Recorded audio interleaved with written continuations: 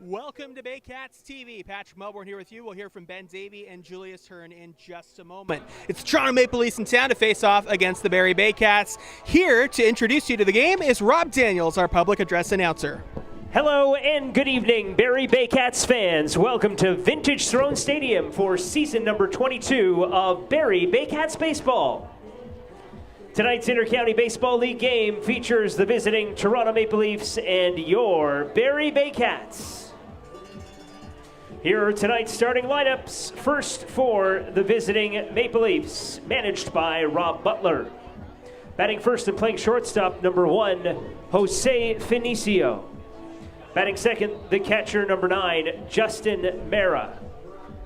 Batting third at first base, number 5, Jordan Castaldo. Batting fourth, the designated hitter, number 11, Garrett Takamatsu. Batting fifth, the third baseman, number 17, Jonathan Salazzo. Batting sixth at second base, number 6, Dan Mera. Batting seventh in center field, number 3, Ryan DeSantos. Batting eighth, playing left field, number 18, James Dutton. And batting ninth in right field, number 15, Greg Carrington. Pitching tonight for Toronto, number 33, Sam Green. And now, ladies and gentlemen, girls and boys, on Fan Appreciation.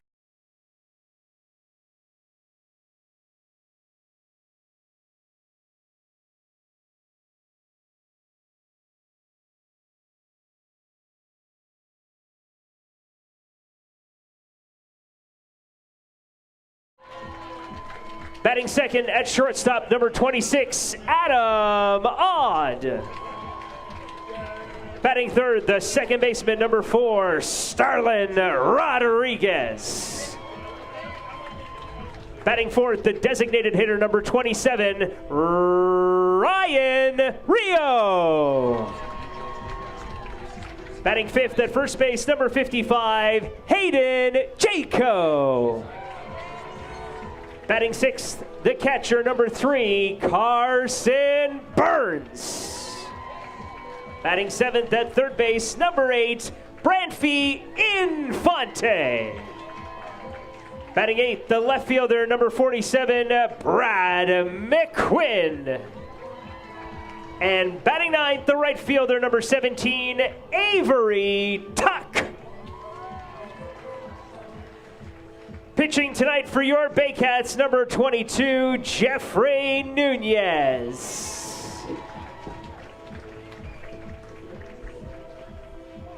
Here are the umpires for tonight's contest. Calling the balls and strikes, we have Jared Merkley.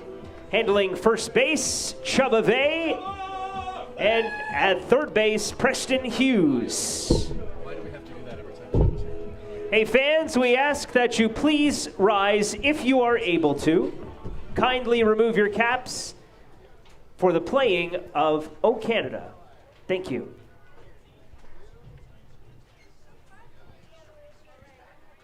Oh, Canada, our home and native land, true patriot love in all of us command. With glory hearts we see the rights, the true, non-strong, and free. From far and wide, oh Canada, we stand on guard for thee. God keep our land glorious and free. Oh Canada, we stand on guard for thee. Oh Canada, we stand on guard for thee. Baycats TV presents the Inter-County Baseball And League. season ticket Tonight, holder, live from Tammy Vintage Throne with our- Stadium in Springwater Township is the Toronto Maple Leafs and the Barrie Baycats. Hello again, everyone, and welcome. With Patrick Melbourne and Julius Hern, I'm Ben Davy. Final regular season matchup for these clubs, and the Baycats are 5-0. The Leafs, the only team that hasn't beat Barrie yet in 2023, and considering the fact that they have eliminated Barrie from the postseason the last 2 years, Patrick, that's an accomplishment that I'm sure the Baycats are proud of so far. It is, and the Baycats are definitely thinking about that. They want to sweep the season series against the Toronto Maple Leafs, but more importantly, they want to win this game to stay in second place in the division, currently tied at 25-14 in second place with the Kitchener Panthers. They do hold the tiebreaker at the moment, but it's going to be close, and every win counts. This is the final home game, and then there are a couple of away games after that. We have some first pitches that are about to happen down on the field. Let's join Rob Daniels for the explanation on that. Out, please, and thank you. So she is going to be joining Viv Faulkner. We have Lisa Donnelly with Zane Wines here. Zane is our number 1 foul ball retriever. He is number 13 on the U12 AAA Barrie Baycats. Zane can be seen either pitching or in center field. Also joining us is Sandy Joy with Eldon Somerville. And Eldon is a season ticket holder from day one. Eldon always arrives early and is often one of the first fans through the gates here at the ballpark. Eldon was a regular on our fan bus trips to away games during our championship runs. Ladies and gentlemen, and on Fan Appreciation Night, it is your pitch. Take it away.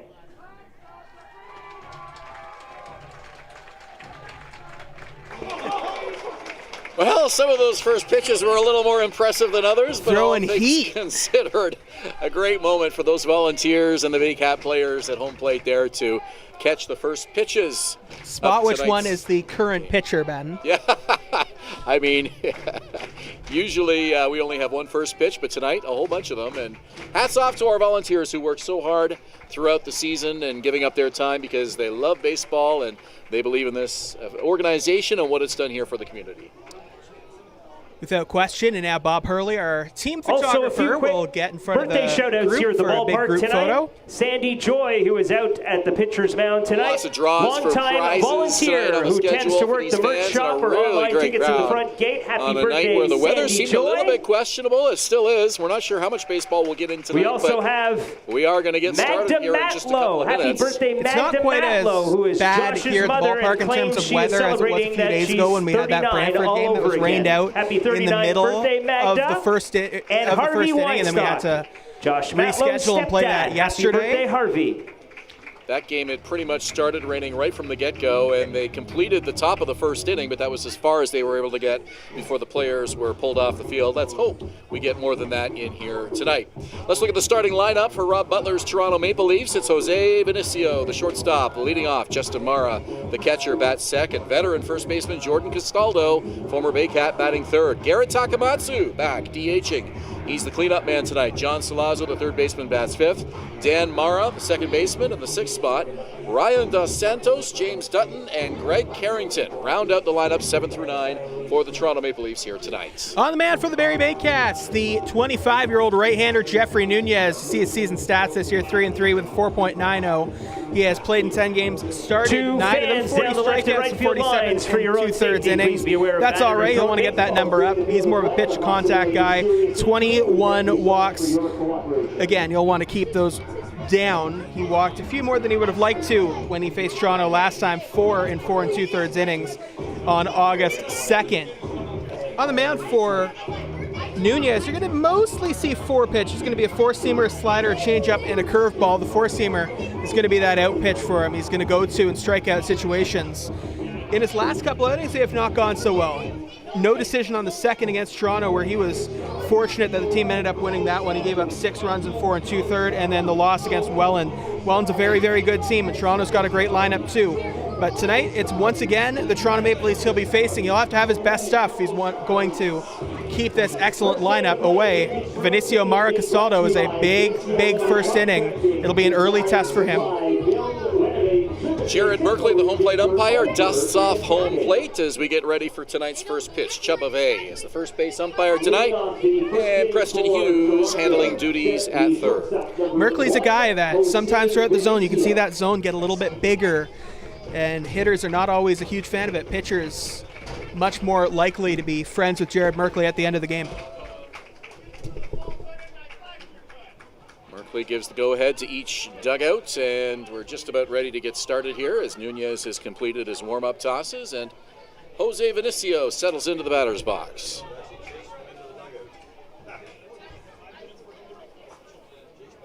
Vinicio with the wide open stance. First offering of the game from Nunez. He shows bunt, pulls it back. It's a called strike. He's a guy that's going to show bunt an awful lot at the top of that order because he's a guy with really, really good legs behind him. He can really, really run, steal a bunch of bases, and he's one of the best bunters in the league. We're underway at 7:40 with our first pitch tonight here at Vintage Throne Stadium. The pitch, swing and a miss. Vinicio all the way out to the top of the batter's box. Yeah, he was almost out of the batter's box by the time he swung there. If he made contact, I'm not even sure that would have counted. I don't think so. No balls and 2 strikes. Fans behind Nunez here with an 0-2 count, and it's fouled off over to the Baycat on deck circle. Our game time temperature today officially 23 degrees. Feels a lot cooler than that, though. The wind has really picked up. Humidex at 26 right now, and the wind in today and slightly from left to right. I'm going to need you to explain the Humidex to me at some point. It's the it's what it feels like. Well, it's not very humid. Is 26 considered humid? 1 ball, 2 strikes. The wind has kind of sapped the humidity away. The interesting thing is it doesn't feel like 26. It doesn't even feel like 23. No. Okay. Feels a lot cooler. A line drive, and it's over first base and down the right field line. And digging hard for 2 is Vinicio. Head first slide, and he is in. The ball is dropped. Comes off the bag. He's going to have to stay put, though. Adam Ott over there to pick that one up and make sure Vinicio gets no further. Just took a touch longer than Avery Tuck wanted to get that ball back in. Vinicio, like we said, great speed on the base pass that allowed him to get an extra base. Let's take a look at that Baycats defense here in our fan appreciation game. Left to right in the outfield will be Brad McQuinn. Kanice Icho, best speed in center field, and then Avery Tuck, good arm in right. On the left side, Adam Ott at shortstop, Brant Fianfonte, the third baseman. Starlin Rodriguez on the right side is the second baseman. Hayden Jaco over at first. Carson Burns, we've never seen him catch before. He is behind the plate today for Jeffrey Nunez. Yeah, the catching situation is going to be very interesting for the Baycats as Murrah shows bunt, pulls it back. It's a called strike. Both Leafs up here, first pitch showing bunt. And Burns, there's so much infield competition now with Brant Fianfonte back and Royce Ando here. If he wants to stay in that lineup, and he's hitting pretty well, him playing catcher might be a good way to do that with Josh Cote back out at school. High fly ball, center field. Kanice Ijo's there. It'll hang up long enough for him. He makes the catch. Runner tags. Ijo's throw is cut off, and in safely to third goes Jose Vinicio. Vinicio needs a smaller batting helmet. He's slid twice, and it's gone far away from his face both times. Gives you an idea how hard he runs. He's only got 1 gear, and that's full throttle. And here's the guy Baycat fans are familiar with, former MVP Jordan Castaldo, a Baycat IBL champion, and looking to win one here with Toronto. And one of the reasons Toronto is considered one of the top teams heading into the postseason this year is the middle of this order. You look at Castaldo, and in some batting orders you think, okay, there's a runner at third, only the one out. You might want to walk him and see if you can get the next guy to ground into a double play. Well, the next batter in this order is Garrett Takamatsu, who's probably the best hitter in the entire order, and that includes Castaldo and Jonathan Solazzo. So it's a really deep starting 9 for the Toronto Maple Leafs. Jordan Castaldo, not sure if our camera can pick it up, but the left foot, half of it right on the back line, the back chalk of that batter's box, unlike Vinicio, who was up front, almost crowding the pitcher. Castaldo likes to play way back. Well, they're just not big fans of this batter's box right now. That chalk will all be gone in a couple of innings anyways. There you see it. He's got that wide open stance. And Dan Mara's going to step on the back side of the of the batter's box, try and swing with the end of his bat. 2 balls and 1 strike. That sounds like something you'd see in Banana Ball.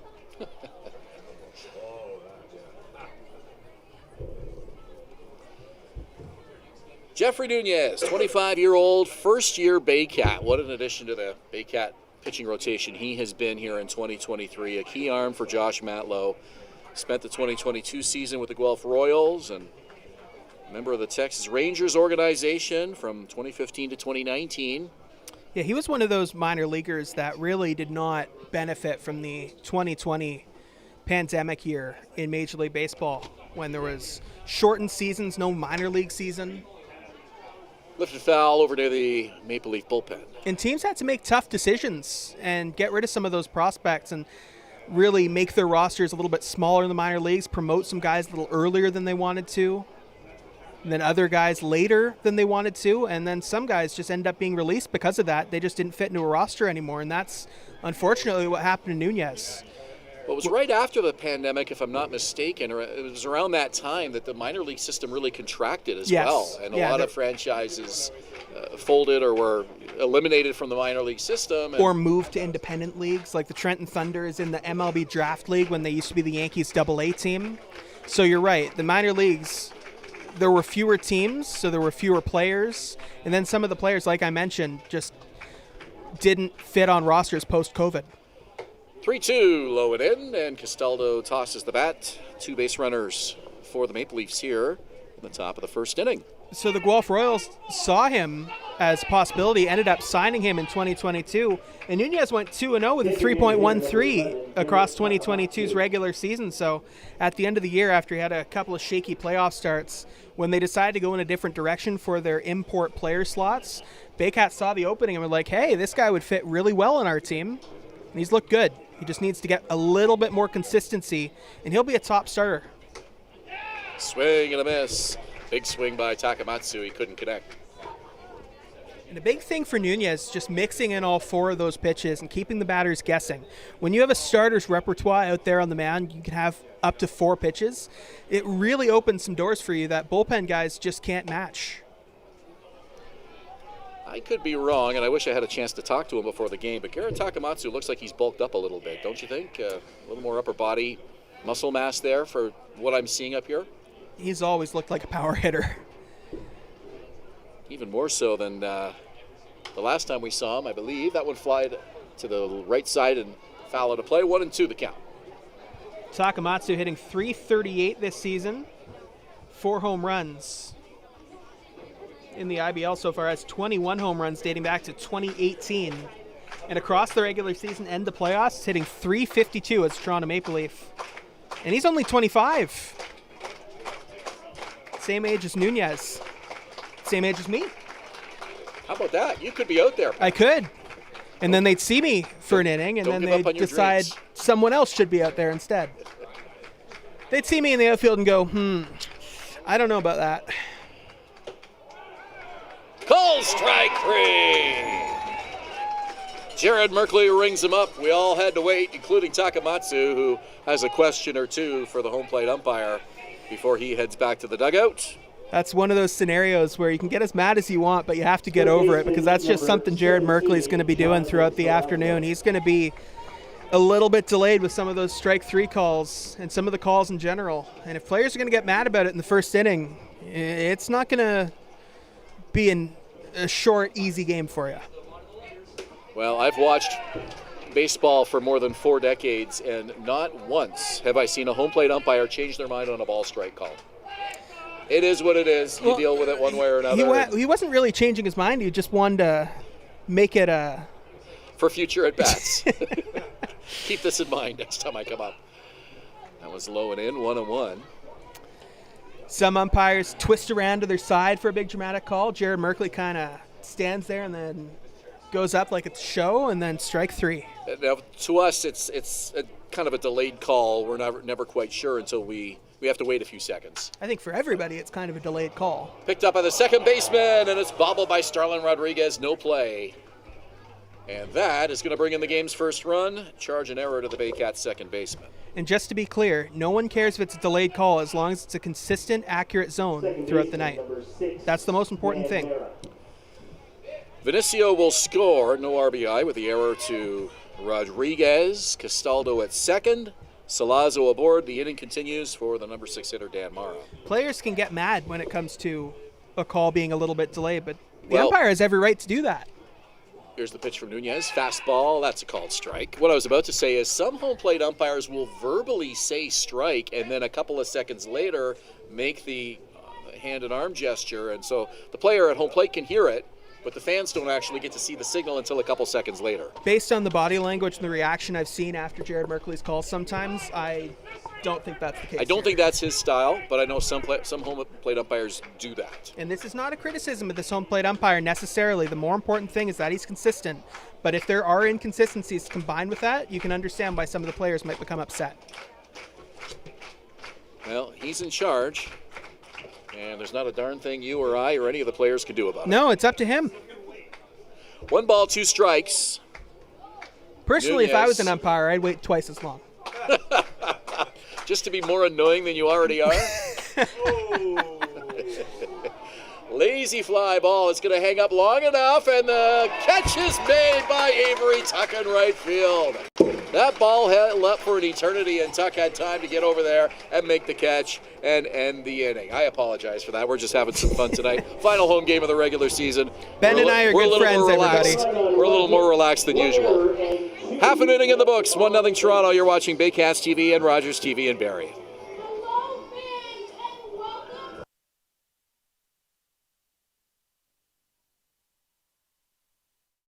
Premier North Windows and Doors is a proud supporter of the Barrie Baycats, locally owned and operated and specializing in window replacement and door installation. Simcoe County's #1 choice for windows and doors.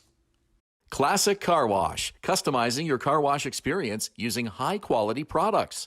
Their team of experts will make sure your car is shining like new when you drive away. Give your car the VIP treatment it deserves at Classic Car Wash in Barrie. The Collingwood Brewery at 10 Sanford Fleming, producing delicious lagers, ales, and seltzers since 2014. The proud home of the Baycats Brew. Check out their retail shop and tap room, and select products at the LCBO, beer store, and grocery stores. Cheers, and go Baycats! Hi, I'm Debbie Wilkes, owner of Insightful Living and licensed provider of Brain Echo Technology, which aims to calm and balance the brain. If any of these troublesome things are troubling you, then I'm talking to the appropriate person now.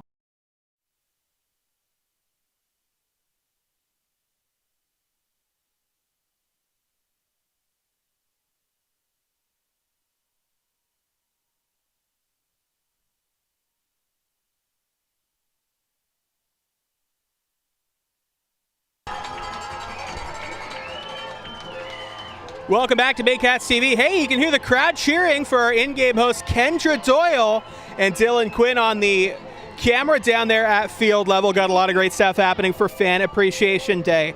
Out of town scoreboard today, Brantford and Welland. Early on in that one, Brantford has a 1-0 lead over the division champion Welland Jackfish. And then the other game was supposed to get going half an hour ago, Hamilton and Kitchener. That has been rained out. Still waiting on the weather in this one. No rain yet. What we do have, though, is Julius Hern, the third member of our broadcast team, has more to tell you. Hey, Julius. Hey, guys. You mentioned in the last half inning, the bit of the catcher woes for the Baycats after the loss of Josh Cote. Some big shoes to fill at that position for the Baycats. Manager Josh Matlow told me that it looks like James Anderson will get the bulk of the catching duties going forward, but he's looking to give some depth options, some starts as the regular season comes to a close. Saw Kyle Maves get the start last night. He'll see some more time through the stretch. Hayden Jacob will get a good chunk of time as long as his knees hold up coming off of an injury recovery. We're also seeing Carson Burns get the start tonight as Matlow wants to make sure he has one more option off the bench if necessary. Josh Matlow has constructed this roster with versatility in mind, and he continues to stress the importance of that so far into the season. Thank you very much, Julius. Makes a lot of sense for Carson Burns just to see what he has behind the plate. And Ben Davy, you have the starting lineup for the Barrie Baycats. Thank you, Patrick. And Kinesijo laying down a bunt. It made contact with him. I think he was still in the batter's box, but the umpires are going to caucus here and just decide what exactly happened there. And we'll get a look at that later for you. Our starting lineup tonight for the Baycats, and it looks like the at-bat for Ejo here is going to continue. Ejo leading off in center, Adam Odd, the shortstop, bats second, Starlin Rodriguez, the second baseman, bats third, Ryan Rio, the DH, and the cleanup man, Hayden Jaco, the first baseman, batting fifth, Carson Burns, the catcher, bats sixth, Branfi Infante, Brad McQuinn, and Avery Tuck rounding out the order. Shortstop number Josh Matlow tonight, and it is ruled that Kinesijo was out of the batter's box when that ball hit him, so he is out. So one out here in the inning. Let's take a look at the Maple Leafs on defense. James Dutton is in left field. The center fielder is Ryan Dos Santos. Right fielder Greg Harrington has a lot of speed. Normally their center fielder has moved over to right. Ground ball to second, and it caroms off the glove of Dan Mara. I think that hit the heel of his glove. Just couldn't field it cleanly. And the first error for the Maple Leafs. Spoiler alert, Dan Mara. He's at second base, so we're at first base is Jordan Castaldo. On the left side, Jose Vinicio is the shortstop. Third baseman's Jonathan Salazzo. Excellent defense on the left side there with Vinicio and Salazzo. Mara also a good second baseman. Don't be fooled by that mishap. Behind the plate, Justin Mara for Sam Green. So each second baseman has made an error here in this first inning. Starlin Rodriguez for the Baycats and Dan Mara for the Maple Leafs. One on for the Baycats with one out. And the number 3 hitter, Starlin Rodriguez, will try to atone for that error. This plate appearance here with a man on. Sam Green from the stretch, the leg kick, runner goes. Pitch is low and away. Here's the throw, not in time. Stolen base for Adam Odd. Sam Green, a right-hander, 26 years old from Philadelphia, Pennsylvania. Stands at 6'3" on the mound, 205. This season has not gone as well as Green would have hoped. Had a 4.87 ERA last season, up to 7.17 this season across 12 games. 52 innings in 2/3, 51 strikeouts. That's pretty good, just under 1 an inning. Walks are at 18, 63 hits. The hits are really what get him. And that has been the problem for him on the mound, just too much contact.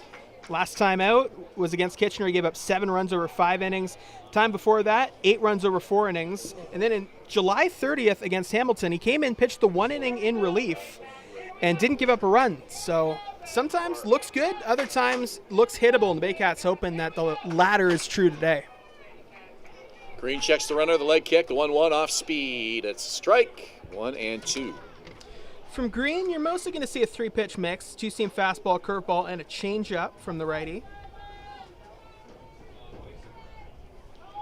Likes to go fastball early on in the count, and then after that, mixes in his curveball a little bit more. 1 ball, 2 strikes. Green checks the runner. And the delivery, and it's lifted foul to our right and out of play.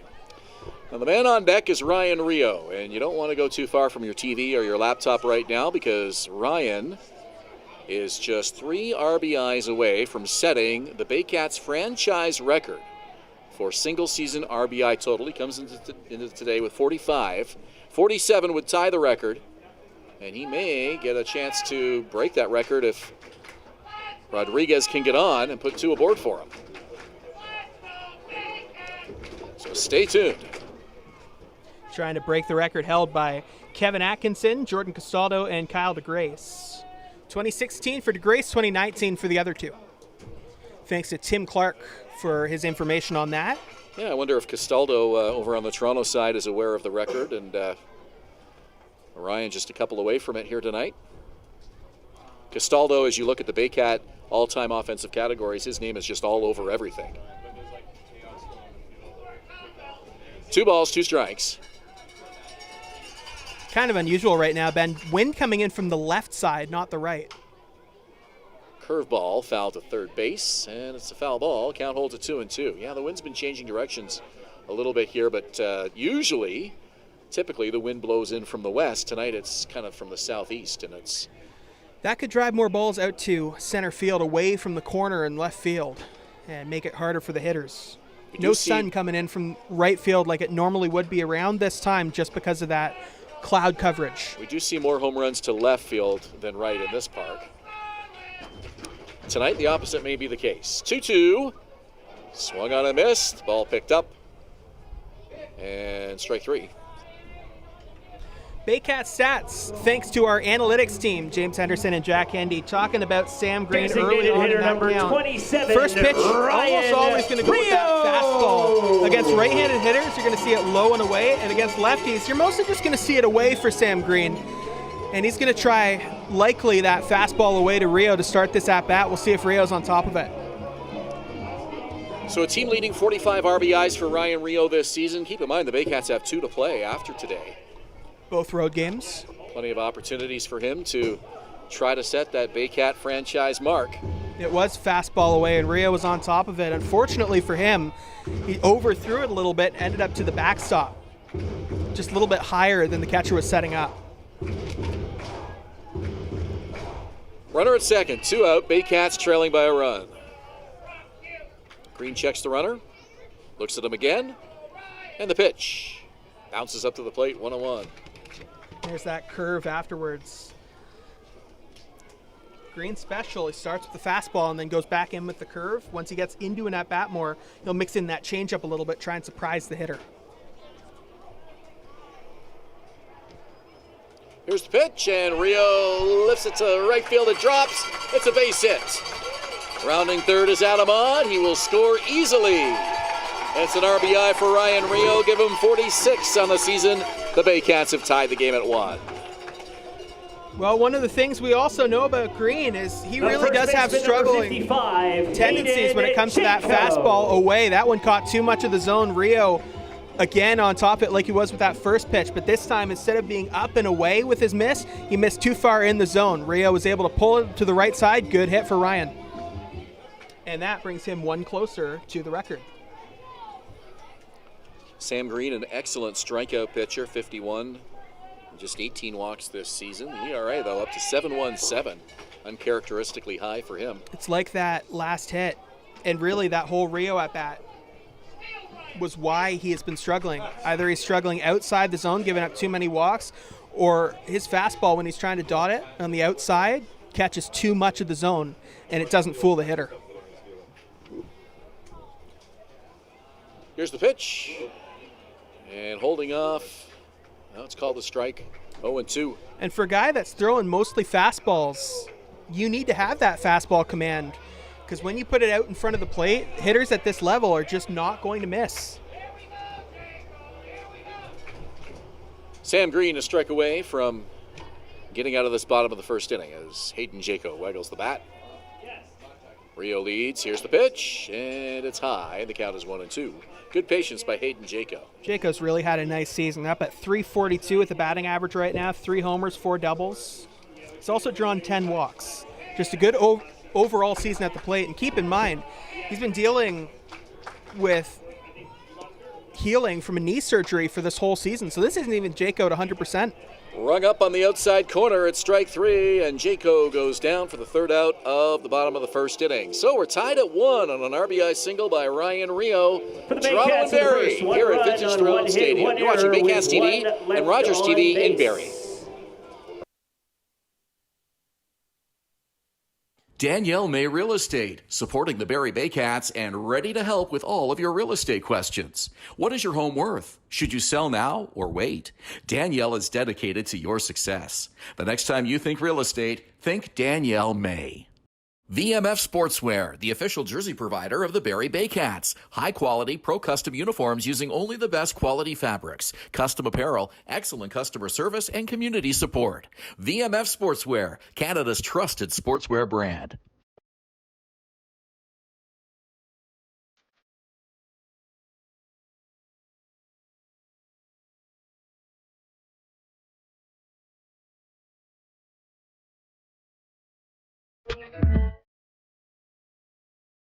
BarrieToday.com. Local news, weather, Baycat scores, and more.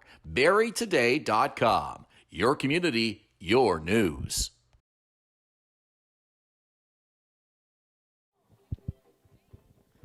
Okay, fans, we have some program inning prizes to announce. In the first inning, the first ticket number is 789. Just a weather update from Ben Davy. We're keeping an eye on how far away it is. He's saying it's around Collingwood right now, so it is on the way. And we'll see how much of this game we can get in before the rain starts falling. Keep in mind, that doesn't necessarily mean it's a delay. They can play in the rain, just not if it's really heavy rain or if we hear thunder, in which case there will be a delay. 2 games coming up for the Baycats on the road. Friday, that's tomorrow. They're at London at 7:35. And then Sunday, August 20th, their regular season finale at Jack Couch Park, 2 o'clock p.m. against the Panthers. Julius, you have more? Thank you very much, Patrick.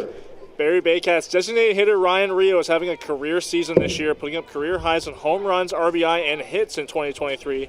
But I want to talk about how Rio was hit against the Maple Leafs throughout his IBL career. For his career, he's hitting .428 with 7 home runs, 44 RBI, 10 doubles, 15 walks, with an 1109 OPS against the Maple Leafs. This season, he's 12 for 24 with 2 home runs, 10 RBI. That's a 1346 OPS on the year. He also has hits in each of his last 11 games against the Maple Leafs, stretching back to June 9th of 2022, extending that to 12 tonight. Thank you very much, Julius. As the first out is quickly set for Jeffrey Nunez. We welcome back Ben Davy. What a throw by Nunez coming off the mound through an absolute laser across the diamond to nip the speedy Ryan DeSantos for the first out of the second. This is James Dutton, the number 8 hitter for the Maple Leafs here in the second inning. So it is raining in Collingwood. I figure it took about 15 minutes for that rain to get from Meaford to Collingwood. It's a very slow-moving weather system. We know it's going to get here. It's not a matter of if tonight, it's when. And how many innings will we get in?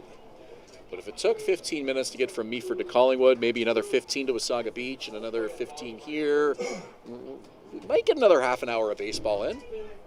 Should mention, by the way, first inning was brought to you by JC Unlimited Contracting, Design, Supply, Build, Renovate, servicing Simcoe region for over a decade. And now we're in the second inning. That's brought to you by Wingin' It Restaurants, the great taste of adventure.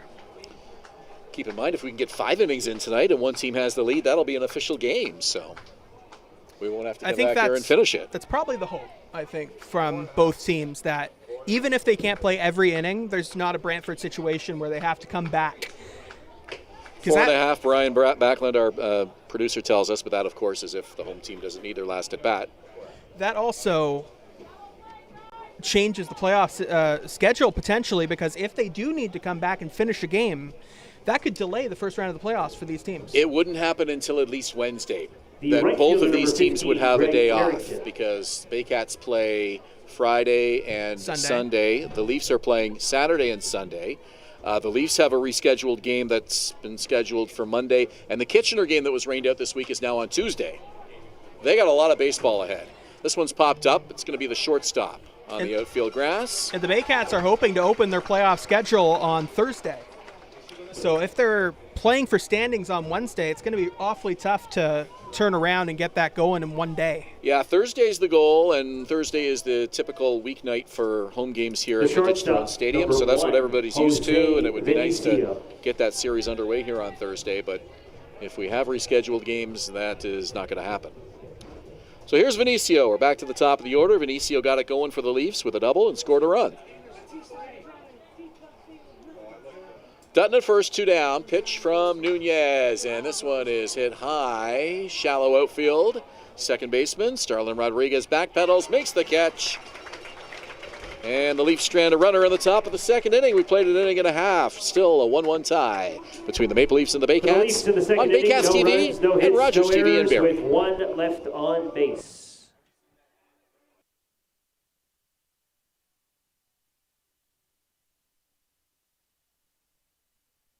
We be disturbing the peace. Working, we serving the streets. About to go 8 going beast. Bang, bang, leave you sleep. Carrington comes in and the Hard body, and that's and the score is James Anderson and the Baycats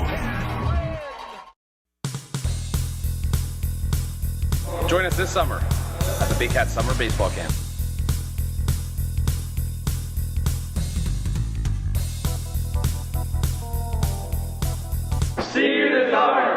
At Domino's, mix and match any 2 or more pizzas and sides for just $8.99 each. Like when pizza night's more like pizza and lava cakes night, or pasta and stuffed cheesy bread night, or we're gonna need a bigger table night. Mix and match Canada's favorite pizza and more at Domino's. Classic Car Wash, customizing your car wash experience using high-quality products. Their team of experts will make sure your car is shining like new when you drive away. Give your car the VIP treatment it deserves at Classic Car Wash in Barrie.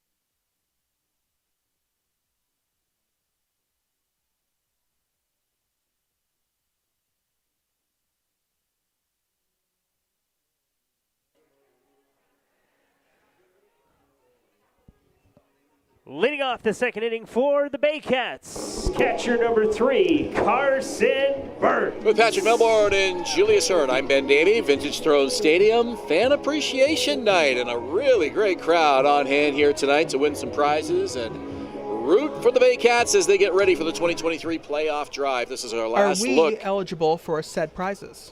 I don't believe so. We're working. I'm not sure. Well, there are. Did you buy? You have to have paid admission. Well, we have a roster insert, but it doesn't have any codes on it. They make sure our roster inserts don't have any of the tickets attached to them. That's very unfriendly of them. And they seem so nice as I walk through the door. Our prize is we get to show up here and watch free baseball every night. That's considered our prize, which isn't a bad gig.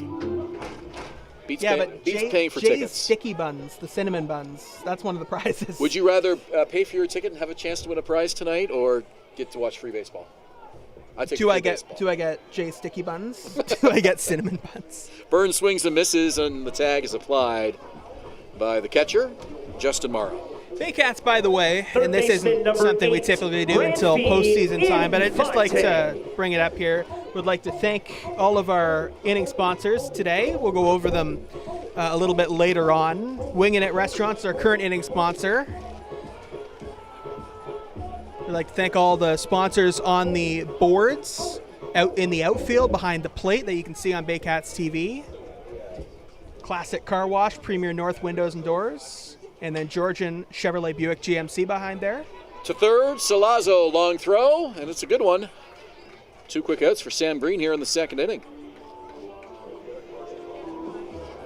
Left fielder number 47. The Green has retired 3 in a row, and Brad McQuinn will come to the plate for the first time tonight. All of our roster insert sponsors, all of our program sponsors, and of course, all of our commercial sponsors here on Baycats TV. And thank you as well to Rogers TV in Barrie, who is picking up our feed all season long, as well as the other Rogers TV affiliates that have picked up our feed when the Baycats are facing off against another IBL team that has a Rogers in the area.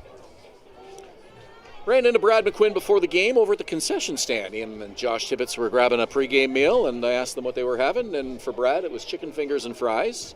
Just and exposing him on TV right now. It was a hot dog. So, well, these guys eat just like us, so nothing to be ashamed of. I mean, there aren't a lot of traditionally healthy options at the concession stand. You got to eat something. Yeah. And anyways, Brad highly endorsed the chicken fingers. On my video, I was recording it. You're probably not going to get a ton of players bringing carrots and watermelon. Yeah, actually, that surprises me. You would think that that might be the case, but orange slices? Yeah, orange slices are big Those in a lot popular. of clubhouses. Yeah. I just realized, by the way, a few days ago that I've developed an allergy to watermelon. Oh. Yeah, it's not great. Strange. Keep that in mind. I've got one to pineapple that occurred one just randomly. And I then didn't know you had one, a pineapple allergy. And then mango. You don't have any nut allergies, do you? No. Okay. No. I think I already asked you that because sometimes I'll bring a little bag of cashews or almonds to snack on up here. Pineapple, mango. No, they showed up and they stuck around. We have to announce baseball tonight, don't we? Pineapple, cantaloupe, mango, and now watermelon. Getting all this out of the way before the playoffs. We didn't even miss an at-bat. Let's do a segment on Patrick's food allergies. I think it's great. Off the wrists, and it goes to the shortstop. Great sidearm throw. It's up high, but the catch is made by Jordan Castaldo, and the Baycats go 3 up, 3 down. So a tidy inning for Sam Green. We played 2. No runs, no hits, no Still a 1-1 tie here. I think that was our best segment of the year.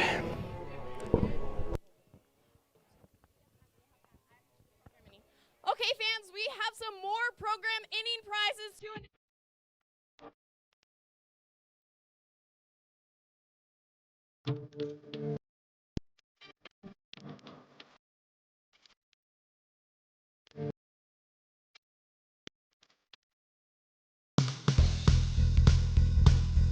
Join us this summer at the Baycats Summer Baseball Camp.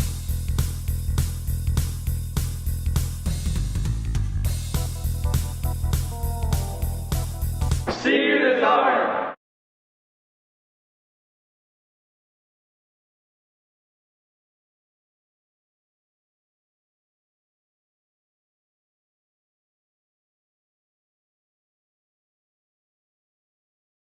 Danielle May Real Estate, supporting the Barrie Baycats and ready to help with all of your real estate questions. What is your home worth? Should you sell now or wait? Danielle is dedicated to your success. The next time you think real estate, think Danielle May.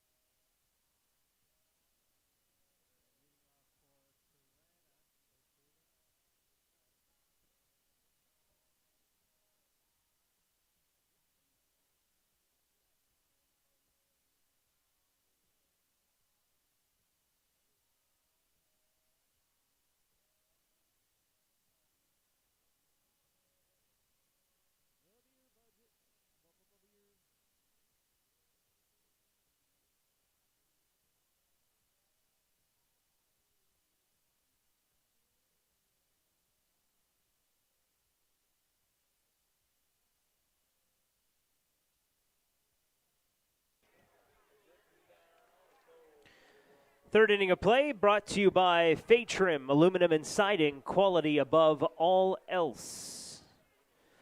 Leading off the third inning at Vintage Throne Stadium, it's Justin Mara, Jordan Castaldo, and Garrett Takamatsu in this 1-1 tie between the Baycats and the Maple Leafs. Toronto trying to get their first win of the season against Barrie, the only team that Barrie has not lost to yet this year. I would like to apologize, by the way, for interrupting you on our way to break last inning. All the rules are kind of out the window here. It's Fan Appreciation Day, so everybody gets a little extra leeway. Yes, but I should be treating it. It's not only Fan Appreciation Day; it's also Ben Appreciation Day. Oh, that's nice. And I should be appreciating my co-commentator here. First person I've heard mention that, but it's not even my birthday. 1 ball, 1 strike to Justin Mara. Well, I'm going to ignore you on your birthday. We're going to have to be far more professional when the playoffs start. Okay, just. Breaking ball for a strike. Nunez slowing it down on that one. And we have to be serious, and we have to talk right into the mic and go, that's strike one. Nunez. Here's the pitch, and it's to third. A nice play by Victor Platz. Makes the throw over. It's in time for the out. So that's Branfi and Fadi at third base. Really good stretch right now for Jeffrey Nunez. 3 straight batters in the second inning, getting up there with the weak contact generated, and then another one there to start off this inning. Just weak contact to the infield, that's not going to hurt you. That's when Nunez is at his best. He's never going to be a big strikeout guy. He's a guy who can just generate weak contact, really just miss the direct part of the bat, fool guys. That's when he's going to be at his best. He's looked good today.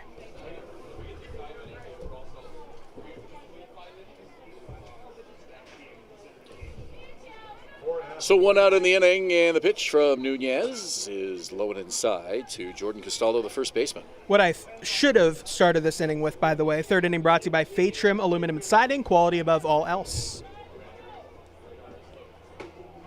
Jordan Castaldo has 39 walks to lead the Maple Leafs. .328 average, another outstanding season.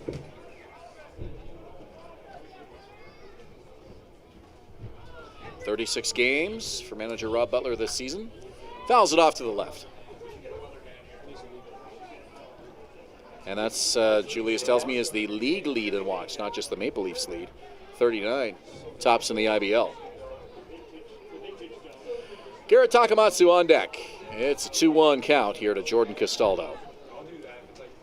Just an update on the out-of-town scoreboard, by the way. Brantford now leading 2-1 in the third inning against the Welland Jackfish. How about that? Brantford had called strike 3 to Jordan Castaldo. Brantford will face Welland in round 1, so this will be a good precursor to that. Welland does not have all their big bats in the order today, which makes sense. You don't want anybody getting injured at the end of the season in a game after you've already clinched. The advantage to clinching the pennant early is you can rest guys, you can make sure all of your bench players have their minimum innings, and you can pretty much set up your pitching rotation any way you like. And Welland clinched the IBL pennant nice and early with plenty of time to spare here on Barrie's turf on Sunday afternoon. This one is to the right side, and it is going to land foul just out of the reach. My first baseman Hayden Jaco went an awful long way for that ball. 0-1 the count.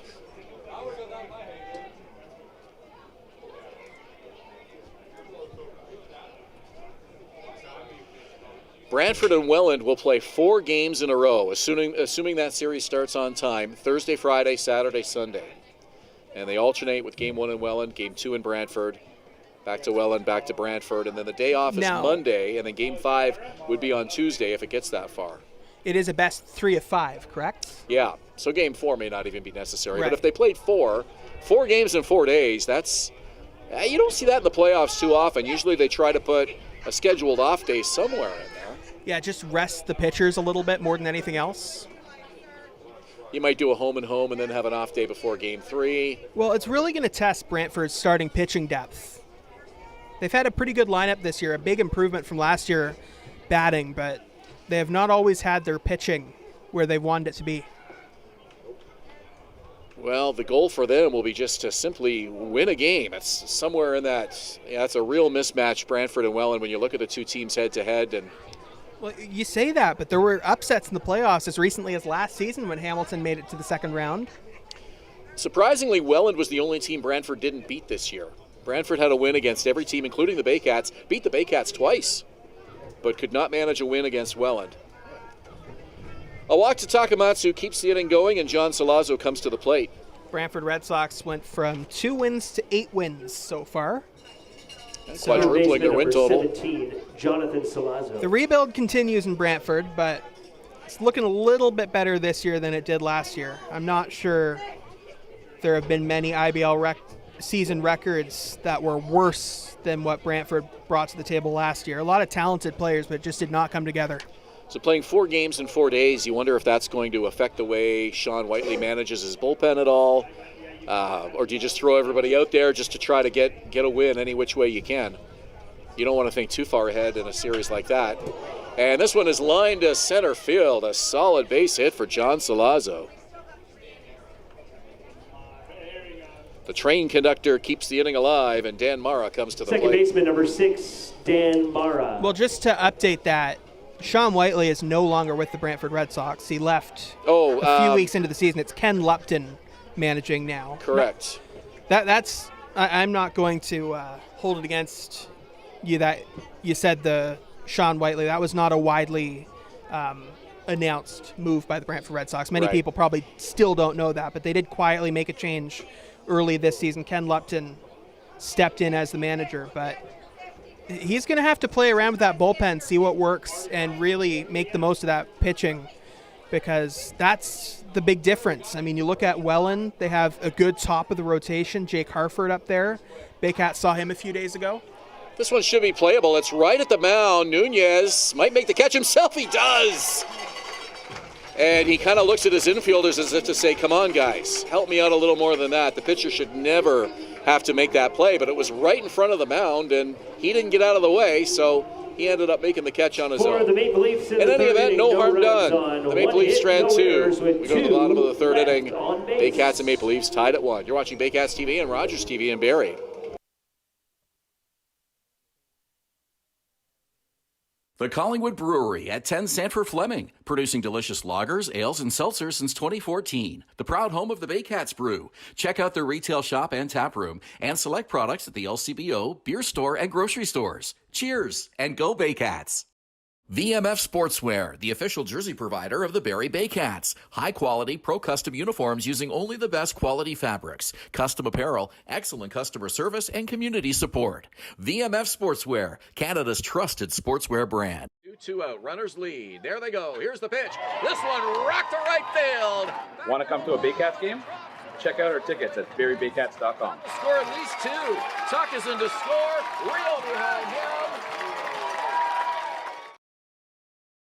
BarrieToday.com. Local news, weather, Baycat scores, and more. BarrieToday.com. Your community, your news.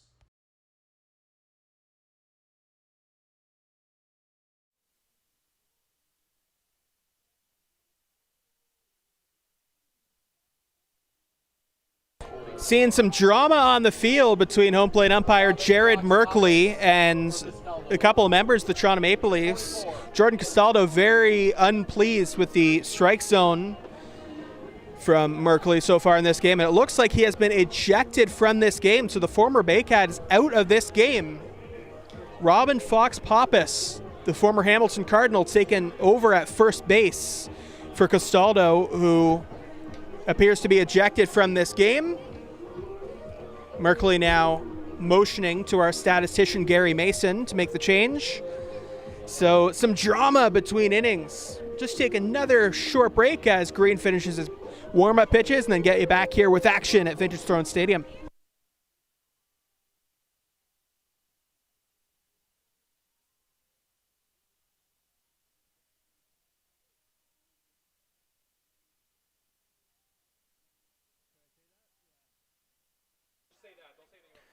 Now playing first base for the Maple Leafs, number 44, Robin Fox-Pappas.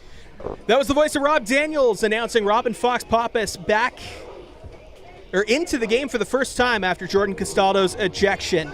Now we get to see Avery Tuck at the plate, and we get to hear Ben Davy on the mic. Right fielder number 17. Tuck comes to the plate for the first time, the number 9 hitter, to face Sam Green with the Baycats, and the Maple Leafs tied 1-1. And we would be being a little bit untruthful if we were all that surprised that a player had taken exception. Watch out! Well, that's the first time we've seen that in a very long time. The bat went flying out of Avery Tuck's hands, and you saw his reaction. He wants a little more pine tar for those gloves, but he gets the bat back. How about that? They returned the bat to him. That would have been a really nice souvenir for one of those fans. Well, if you're not allowed to keep the balls, I doubt you're allowed to keep the bats.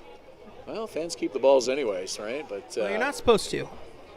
In any event, everybody's okay. It sent everybody running, though. And anyway, just to finish my point, I think we would both be lying if we said we were all that surprised that a player took exception to some of the delayed calls and the zone from the home plate umpire, who was already showing a bit of inconsistency in the early innings. And Jordan Castaldo, we mentioned, if you want to get mad at it, you have to get over it quick because it's the early innings. You need to keep yourself in this game.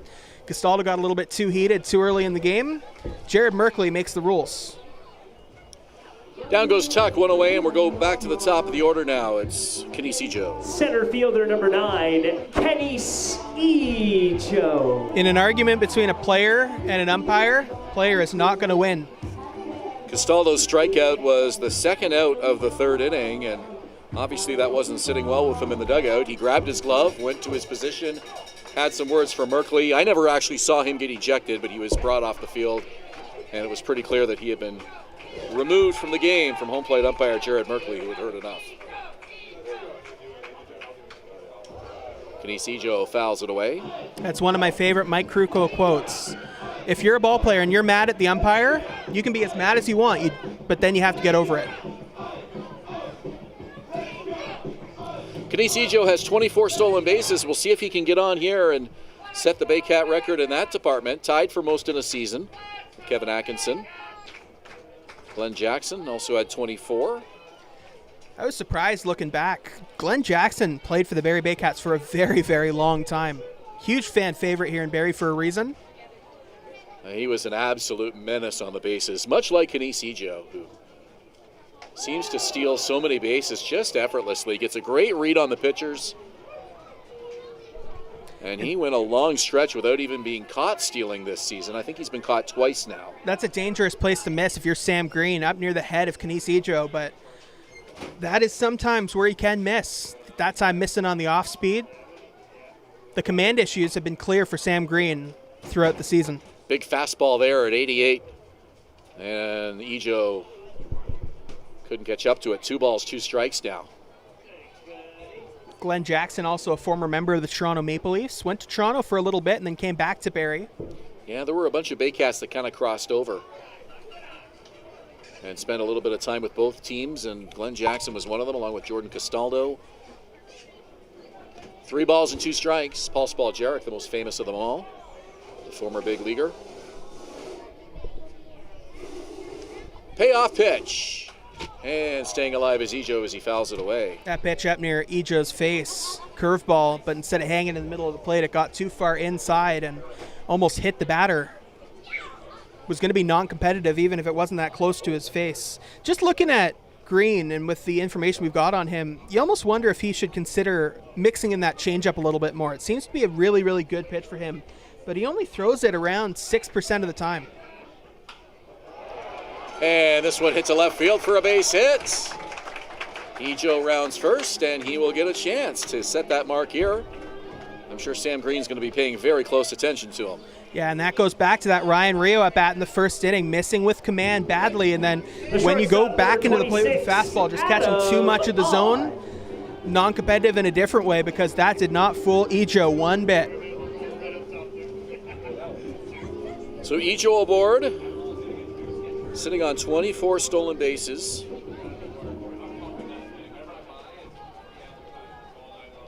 Sorry, 25 stolen bases, which ties him for the record with Atkinson. Glenn Jackson one behind him with 24. Does not go. Bluff to start, and a big swing and a miss by Adam Odd. He was going for the fences with that one. Yeah, thinking first pitch fastball, as Green often does, but Green adjusting there, playing with the timing a little bit. Ejo got to almost 20 stolen bases before he had been caught stealing this season, and now Green steps off. Noel McGarry Doyle never did get caught stealing. He's no longer with the club, but he was a perfect 14 for 14 stolen base attempts. Green has really struggled pitching around the zone. Either it's too far outside and it's uncompetitive, or it's right in the middle. If you're not comfortable pitching around the zone, it takes away so many weapons. You really can't get guys to chase on pitches outside of the zone. You can't play around with your different pitches and play with timing.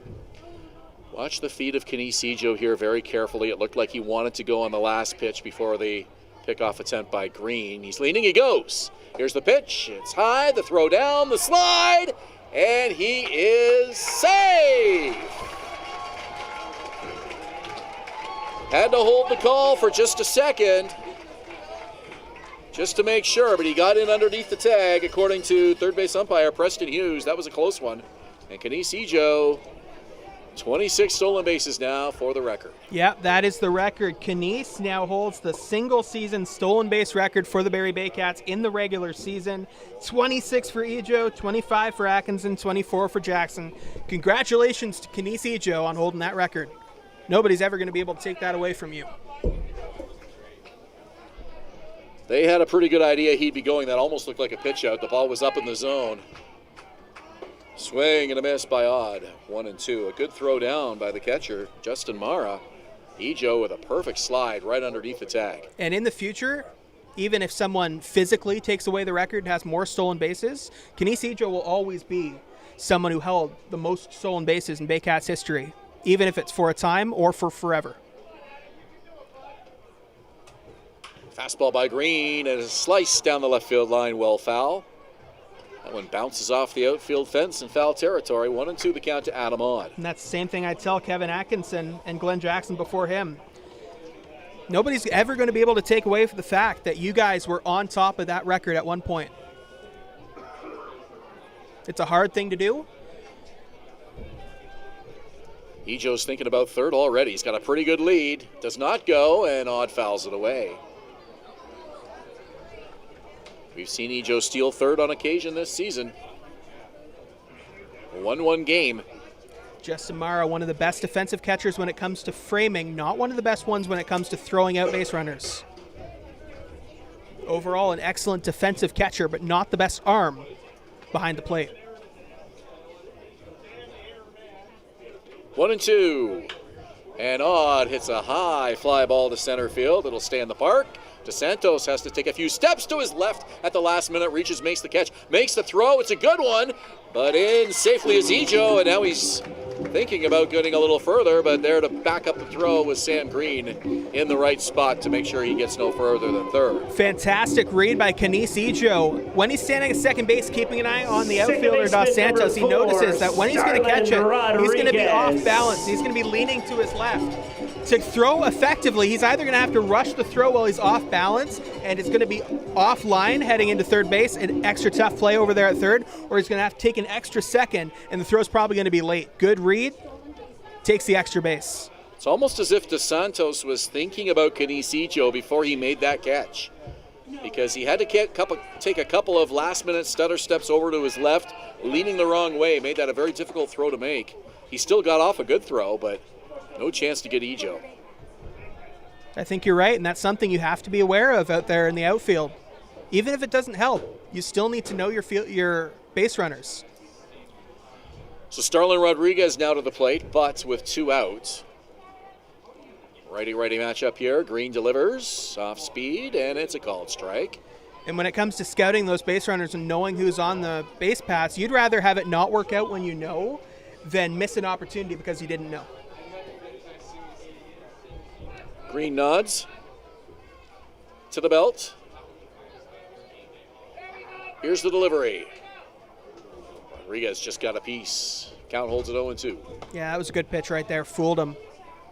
And that's what he can do when he's effective. Play with the timing. Mix in those off-speed pitches a little bit more. Each team with a run, each team with 2 hits. We're in the 3rd. When Sam Green is over-reliant on the fastball, that's what gets him into trouble. Baycats looking for their first lead of the game. Here's the pitch from Green. Swung on and missed. Down goes Rodriguez. They strand Ejo at 3rd, and we have played 3 innings. It's the Maple Leafs 1, the Baycats 1. You're watching Baycats TV and Rogers TV in Barrie. For the Baycats in the 3rd inning, no runs on 1 hit, no errors, and 1 left on base. Premier North Windows and Doors is a proud supporter of the Barrie Baycats, locally owned and operated, and specializing in window replacement and door installation. Simcoe County's #1 choice for windows and doors. Classic Car Wash, customizing your car wash experience using high-quality products. Their team of experts will make sure your car is shining like new when you drive away. Give your car the VIP treatment it deserves at Classic Car Wash in Barrie. The Collingwood Brewery at 10 Sanford Fleming, producing delicious lagers, ales, and seltzers since 2014. The proud home of the Baycats Brew. Check out their retail shop and tap room and select products at the LCBO, beer store, and grocery stores. Cheers and go Baycats! Hi, I'm Debbie Wilkes, owner of Insightful Living and licensed provider of brain echo technology, which aims to calm and balance the brain. If any of these troublesome things are troubling you, then I'm talking to the appropriate person now. 7, 8, 9, 3, 7, 5, and our final one for the 3rd inning is going to be 7, 8, 9, 4, 8, 2. And now, I'm coming to you guys. We have some trivia questions. You have the chance to win a free 30-minute massage. Okay, I'm going to come around. Who can answer these questions? Okay, so let's put our hands up if you think you know the answer, and I'm going to come to you. The first question is, what is the name of the Barrie Baycats president? Who knows the answer? I'm coming to you up here.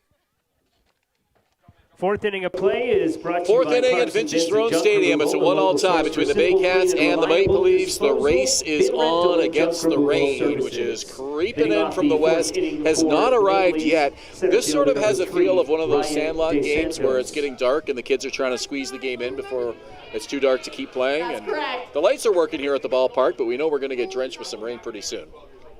Yeah, great pace to this game so far. And we were talking, there was a couple of games there for the Baycats that were under 3 hours long. That's the pace you want to be at. Not only is it better for the viewer, it's also better for the players, because once you get into a rhythm, you can start to control the game and control the pace yourself. Well, the good news is we're in the 4th already, and it has not started raining yet. So if it just lightly starts spitting, you can get another inning in probably, and then maybe play another half an inning or an inning while it's raining, and then we can get 5 in tonight and one team has the lead. It's an official game. Yeah, 4.5 or 5, and it can be an official game. So we're getting close. Seems like it could be achievable here.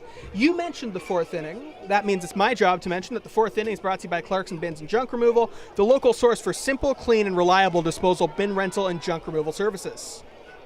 Ryan Dos Santos, the man at the plate in this 1-all tie, and he has a 3-1 count as he fouls that one off to the left. And just to go through our inning sponsors, just in case we don't get every inning in, just want to give a thank you as well to Eats All Paving, Vintage Throne Barber Lounge, United Way Simcoe Muskoka, and Expedia Cruises in Barrie.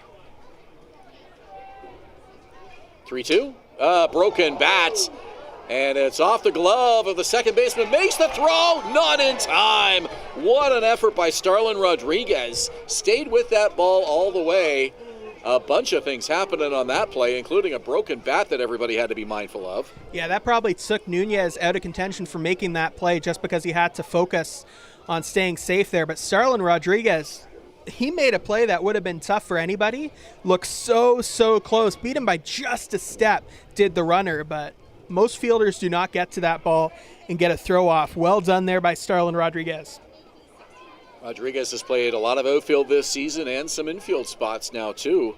And that versatility opens up so many options for the Baycats, who have a bunch of infield depth and some outfield depth as well. As roster decisions for the playoffs get tougher and tougher, the more flexible players can be, the better the manager feels. So you see that in areas like Branfi and Fonte's flexibility, Starlin playing anywhere. Runner goes, ball is fouled off. But you also see it in Carson Burns playing catcher. Him adding that element to his game keeps him in the lineup potentially in a game where he might not have been in the lineup, but also just gives options. And managers like options.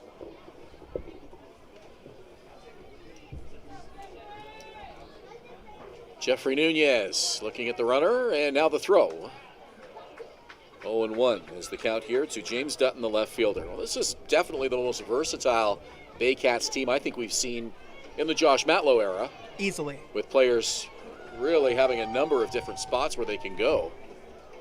But Josh Matlow, he really has always valued versatility. I mean, you look back a couple years ago at the signings, you look at David LeBlanc could play any outfield position. Jake McDonald could catch or play second base. Nunez so even checked the runner a couple of times here. Even dating back to Josh Matlow's first year making a team, he's always valued guys who can play more than one position. And then this year, guys like Kyle Maves. Swing and a miss. 1-2 is the count. Well, we saw Maves behind the plate last night. Carson Burns tonight. Hayden Jaco is expected to see some workload behind the plate as the playoffs approach. Another check on the runner. Jaco was a regular catcher for the London Majors 2 seasons ago. James Anderson's the other guy who's been behind the plate, veteran catcher. Done a lot of catching over his career, but not a whole lot yet this season, but was called upon a couple of games ago. That one fell off to the right. You look at last year's roster, Jake Wilson, who was mostly an outfielder, come and play second base. Marcel Lacasse could catch. Brandon Cawley could play second or third. Just so many options, and that's on purpose. Michael Cicchetto played third base a little bit. We've had Patrick Melbourne on the PA mic, play-by-play, and in the color announcer's chair. Yeah, so. I mean, that's why they brought me on. I could do more than one thing. Sell hot dogs if needed. Yeah. Rake the dirt at home plate. Only reluctantly, I'll do that one. 1 ball, 2 strikes. Gets away, and up 90 feet goes Ryan Dos Santos. He's got good speed, so they're going to be keeping an eye on him out there with nobody out.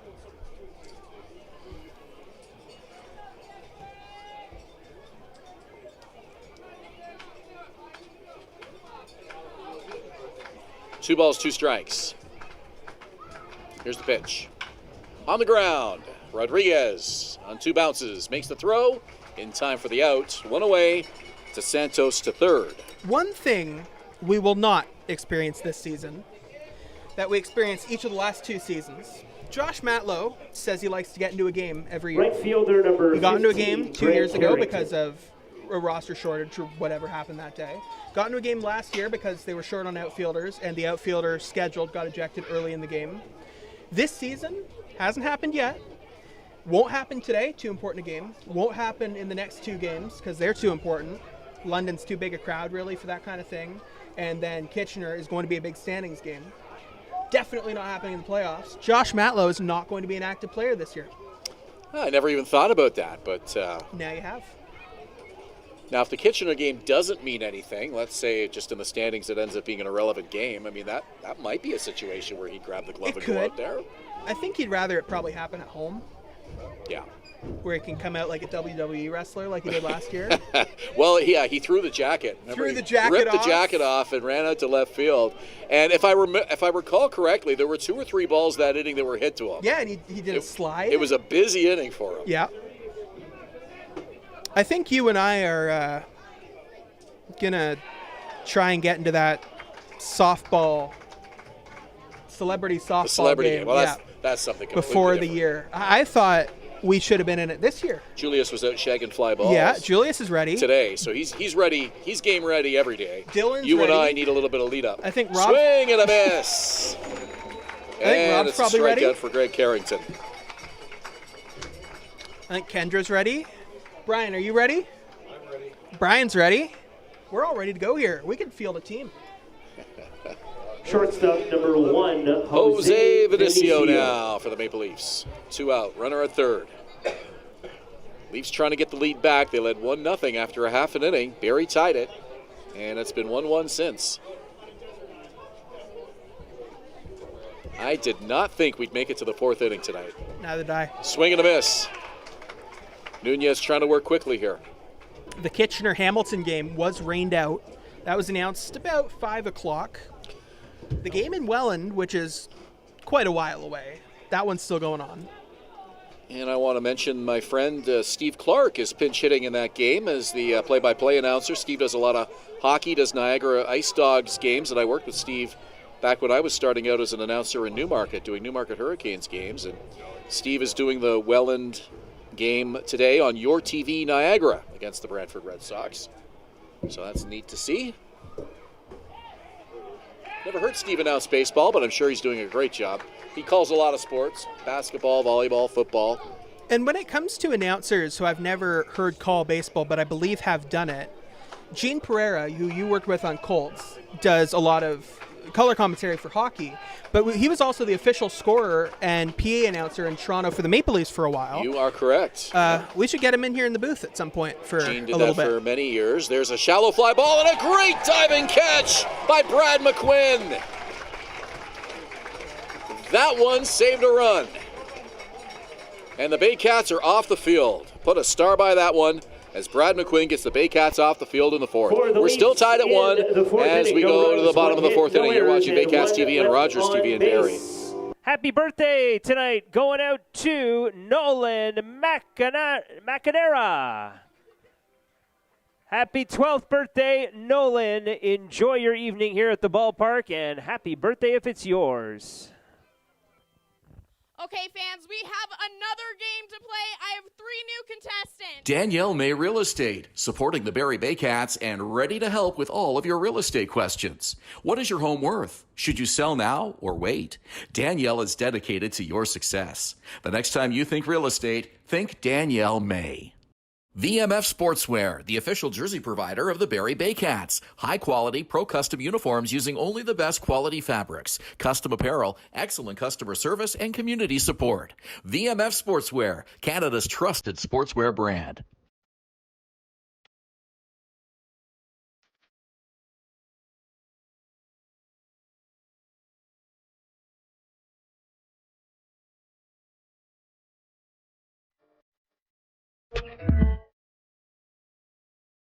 BarrieToday.com. Local news, weather, Baycat scores, and more.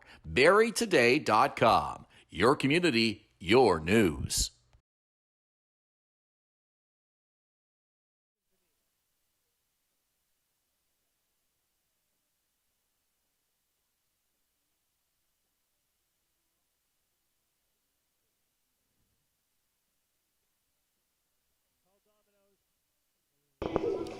Bottom 4th, the umbrellas are out. The rain has arrived. We'll see how far we get. It's a 1-1 tie. Maple Leafs and Baycats. And it looks like the rain is coming down pretty quickly here. So we were hoping maybe it would just kind of spin and sort of gradually make its way here. It's been a very slow-moving weather system. Took a long time to get here, but now that it's here, it seems like it's coming down pretty quickly. All you got to do now, if you're Baycats and the Maple Leafs, play as fast as you can, get 5 innings in. Baycats would love to score here, and they get Toronto out in the top of the 5th to make it an official game. And that's the other problem, too, is excuse me, I think my mic was off there for a moment. That's my bad. Baycats would like to get this game in as quickly as possible, so would the Maple Leafs. But the other problem right now is that the game is tied. So they can play as fast as they want. If it stays 1-1, you're not achieving anything.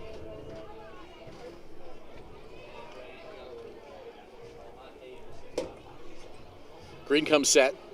Rio waggles the bat. Here's the pitch. Swing and a miss. Rio looking to put Barrie on top there with one swing. Should mention, by the way, that the rain, as of right now, while it exists, it's not bad. So they can keep playing in this kind of rain. If it stays at this level, this would be fine. But we know that there's heavier rain behind it. Yeah, it's fouled off to the left. The umbrellas came out in a hurry, but they kind of gone away a little bit. Yeah. Because I'm looking to the right of me down by the Vintage Throne Bar in the media area, right below where you can see it on the camera right there. The stone walkway at the entrance of the stadium, I don't see any raindrops on that. Here's the pitch, swing and a miss. Fastball by Green, and Rio swings right through it. Strike one. The first baseman, number good morning, good 55, afternoon, good night. Quick the Jacob. there for Sam Green. This is the best he's looked in quite some time, certainly of his last couple of starts. Some guys get stronger as the year goes on and they figure out their stuff a little bit more and more.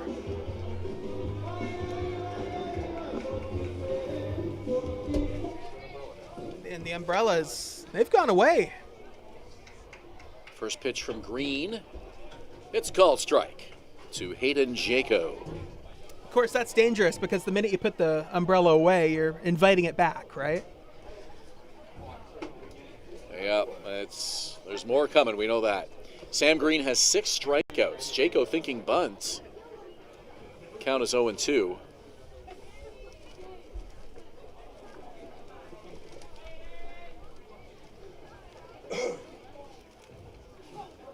It's also a bad time for the rain to come on a selfish level because the next 2 innings are mine on play-by-play. I could have given you a couple of earlier innings if you asked. No, these are your innings. No balls, 2 strikes. Pitch from Green. That would throw everybody off. And it bounces up to the plate.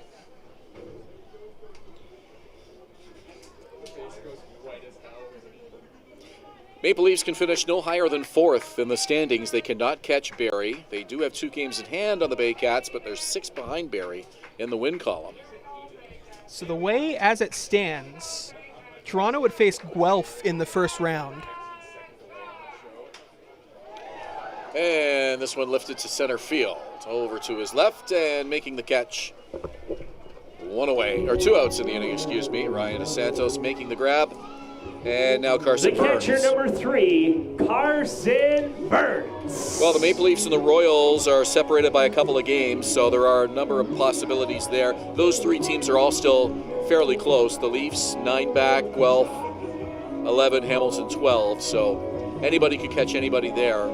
There's enough separation between Barrie and Toronto that we know the top 3 teams will be Welland, Kitchener, and Barrie. Right. Welland has clinched the pennant, as we said. Welland's going to be first, Barrie or Kitchener will be second, and then Toronto, Guelph, and Hamilton are fighting for 4th. After that, London's going to be 7th, which is just a shocker for them. They have won the last 2 championships, came back this season with essentially the same team, minus Robert Mullen. And then Brantford in last, which was... no disrespect to the Red Sox. That's pretty much what we expected coming into this year. London has lost 4 in a row, but they still make a lot of teams nervous. They are the back-to-back defending champs. There's a lot of guys there with playoff experience. And I'm certainly not counting them out. You have to wonder if they're kind of like the sleeping giant, if they can just kind of flip a switch at some point and do what they need to do in the playoffs. I know Barrie wants to get that number 2 seed, but London is not going to be an easy opponent for them if that happens. I just opened their roster, and the page asked me if I wanted to translate it from Welsh. So one of the names apparently has a Welsh background.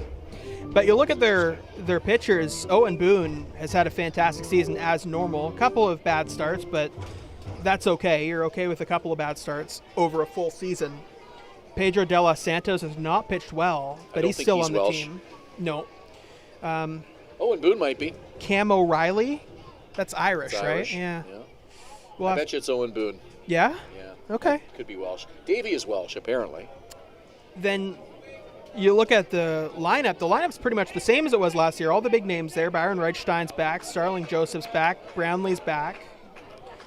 They have just a solid team overall. They have Malik Williams' older brother, Josh. And then they replaced their great catcher, Mullen, with Eduardo Deolio, who is excellent as well. So strike three. They're Jared dangerous. Berkeley rings up Carson Burns, and we have the played Baycats in the 4 fourth. No here at runs, Vintage no Throne hits, no Stadium. errors, We're no tied at runners 1 on as the base. rain continues. We'll be back, we hope, with some more baseball for you as we head to the top of the 5th. You're watching Baycats TV and Rogers TV in Barrie. Nice and slow. Is everyone ready? So our first one is We be disturbing the peace. Working, we serving the streets. About to go 8 going beast. Bang, bang, leave you sleep. Carrington comes in, and the Hard body, and that's score is James Anderson, and the Baycats win. Join us this summer at the Baycats Summer Baseball Camp.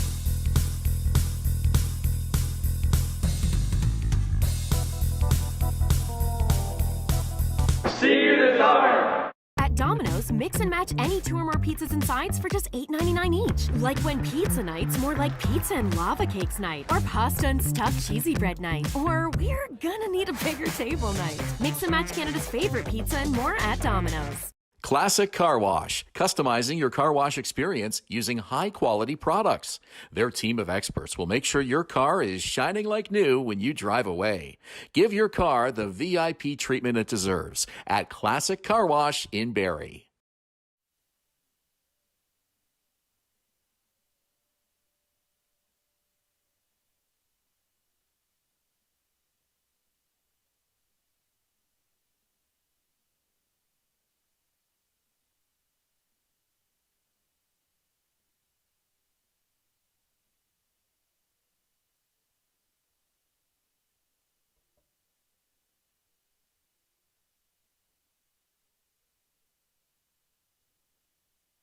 The 5th inning of play is brought to you by Top of the 5th inning here at Vintage Throne Stadium. Score tied between the Maple Leafs and the Baycats 1-1. The aces of each of these two teams tonight are certainly in contention for IBL Pitcher of the Year. Johannes Alvarado of the Maple Leafs is currently the league leader in ERA at 2.47, but just 1 point ahead of Frank Garces of the Baycats. Alvarado also leads the league in batting average allowed at just 186, with Frank Garces second in that category at 231.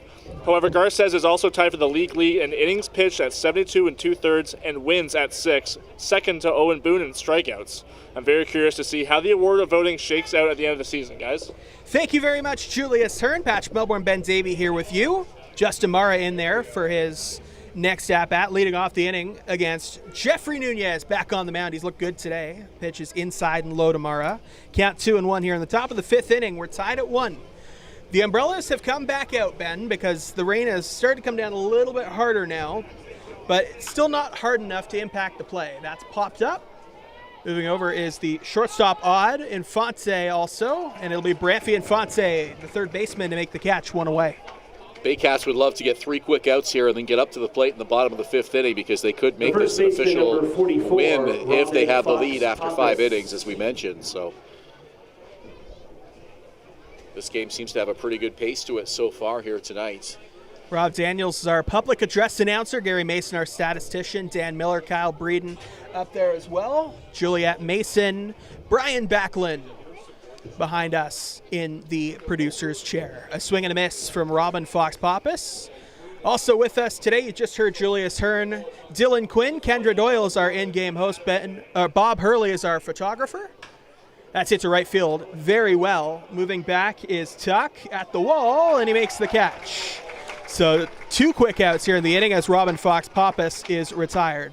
And then finally, our analytics team, James Henderson and Jack Hindi, and our whole game day team here at the ballpark. We'd like to thank them, give them a shout out for an amazing regular season here at Vintage Throne Stadium. Julius mentioned Frank Garces, definitely a candidate for IBL Pitcher of the Year, and he's been the ace of the Baycats staff this season. It'll be interesting to see if Frank gets one more start on the road or if they've shut him down basically until Game 1, Round 1. We'll see. He hasn't pitched yet this week. Well, Round 1 is so close that you almost think that they just save him for Game 1. And if they use him in Game 1, if they face London, might London wait to use Owen Boone for game 2 and try and offset their aces a little bit? 2-0 to Takamatsu. That's hit to right field very high, very far, and very foul. Yeah, that's a good point. And again, as we mentioned, that Barrie-London game, I guess Friday they're playing at Labatt Park. That's a possible preview of a round 1 matchup between those clubs. So, maybe you don't want to have your best players out there for that game if it doesn't mean anything, although these games still mean something for Barrie at this point. On the ground. And Barrie gets what they wanted. A quick 1-2-3 inning for Jeffrey Nunez on the mound. Heading to the bottom of the 5th, it's still tied at 1. You're watching Rogers TV in Barrie and Baycats TV. No runs, no hits, no errors, and nobody left on base.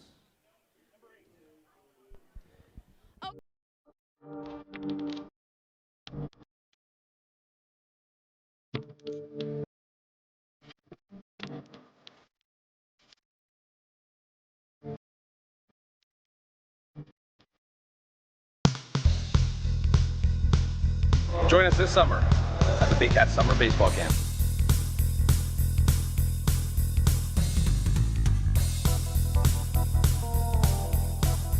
See you this summer!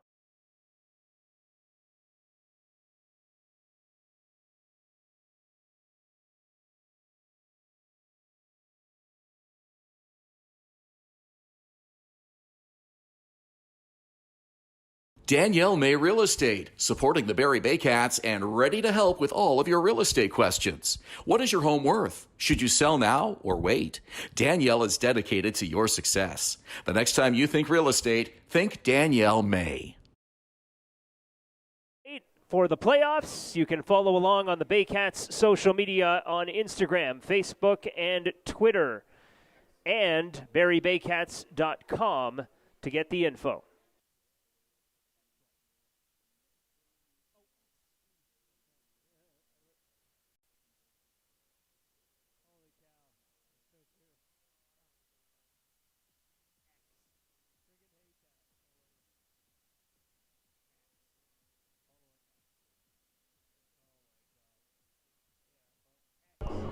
Welcome to the bottom of the 5th inning here on Baycats TV. Branfi Infante will lead things off.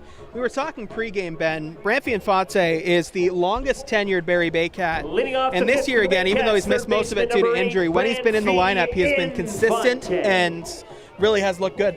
Yeah, missed a little bit of time due to injury mid-season, but boy, his veteran presence on this club cannot be overstated.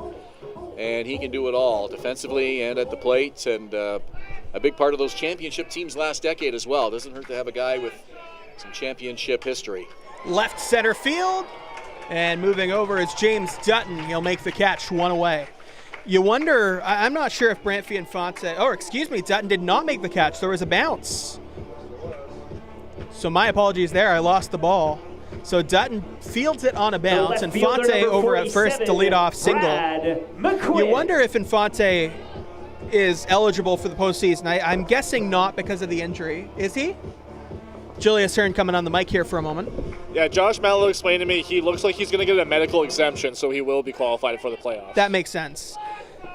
He had knee surgery early in the year, and frankly, the speed in which both he and Jaco have recovered from knee surgery has been extremely quick, as McQuinn is hit with a pitch, jumps in the air, and falls.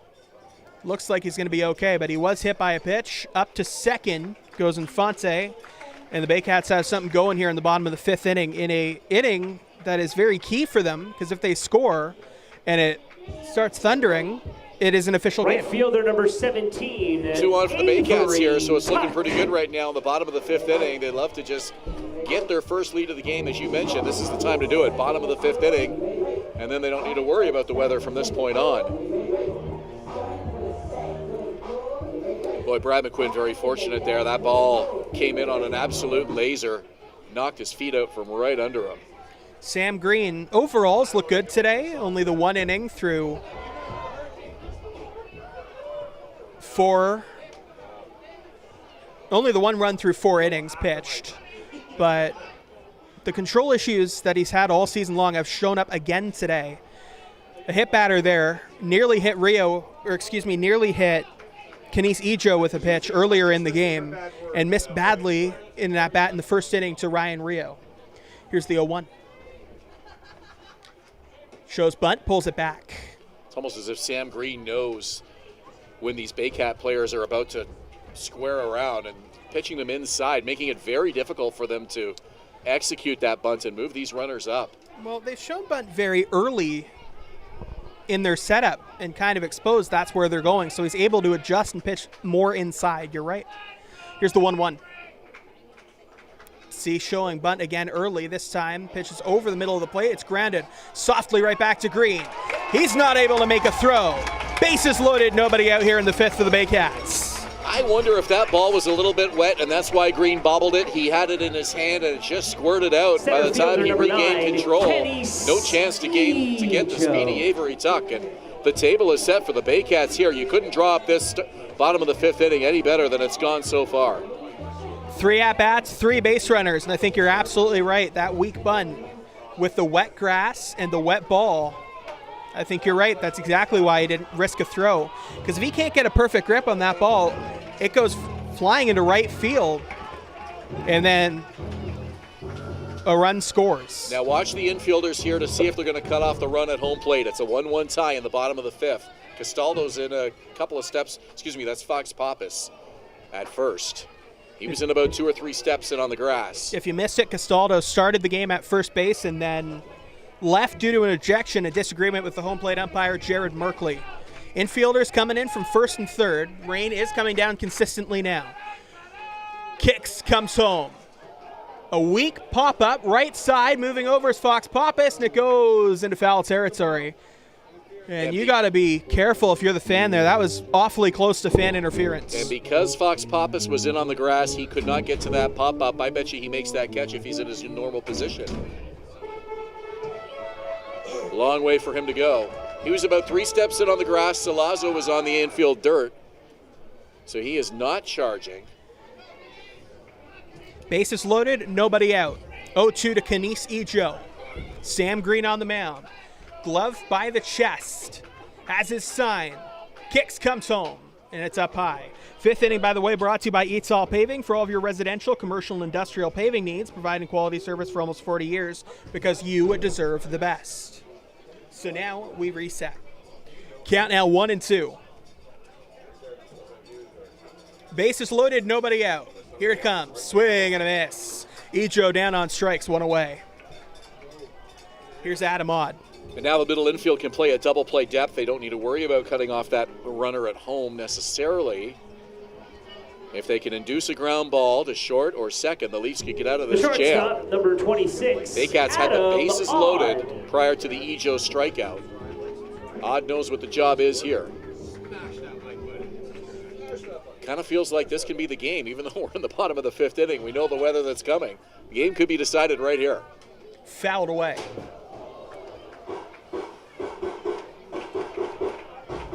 Crowd getting into it.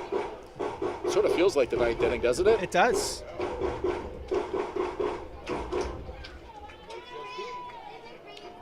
Bases loaded with Barrie Baycats.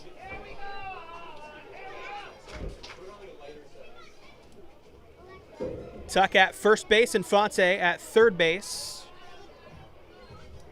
McQuinn at 2nd base. You got good speed at 2nd and 1st and average speed at 3rd.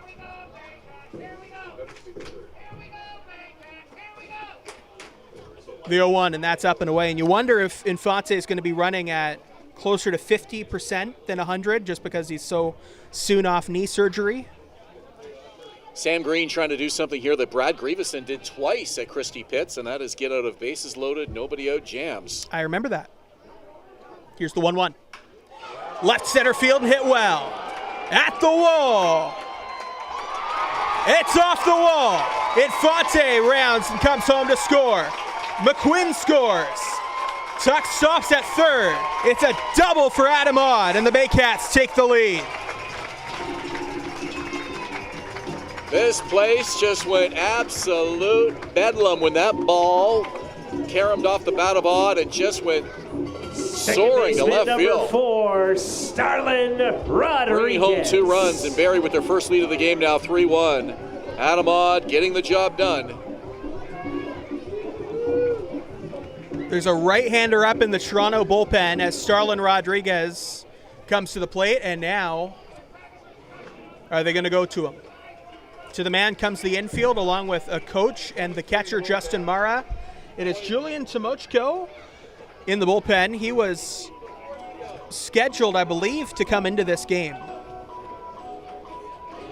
We were wondering before the game whether it would be Green or Timochko starting, but they're going to leave Green out there. So just a meeting from the pitching coach. And almost on cue after Adamad drives in two with that double. The rain has really picked up now and the umbrellas are out. All they need is the 2 outs, and it is an official game. Well, technically it would be official without it, I guess. We're in the bottom of the 5th inning, so the Baycats don't need to get through this bottom half of the inning. So Brian Backland, our producer, confirming that this is an official game now. Here's the pitch to Starlin Rodriguez. It's a strike, 0-1. So if the rain gets worse and the players have to get off the field and we don't finish this game tonight, it's a Baycats win. And we will not be coming back here to finish it another night. Base hit, bat flip, Starlin Rodriguez with the RBI, and it's 4-1. Well, I've never seen a 5th inning bat flip before.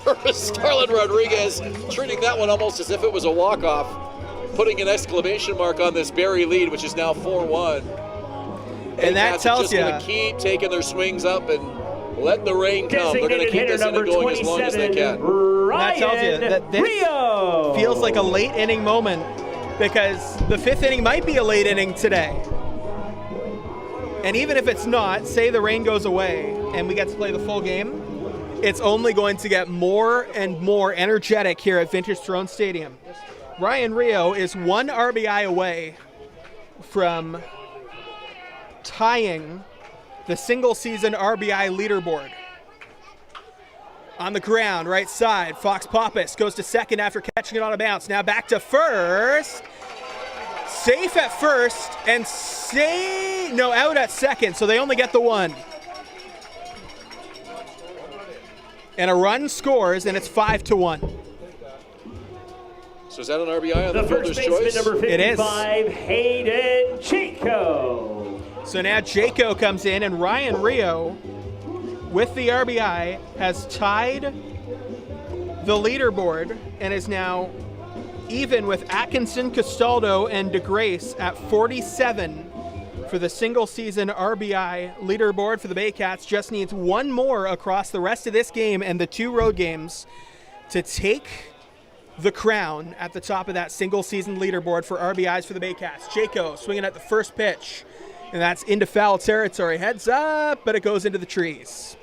Well, congratulations to Ryan Rio, and I don't know if he'll get another at-bat tonight. Probably not, but it gives him a chance to set that record on the road. Baycats in London tomorrow and Kitchener Sunday, and something for Baycats fans to look forward to watching. If they can't be there in person, some Baycat history could be in the works.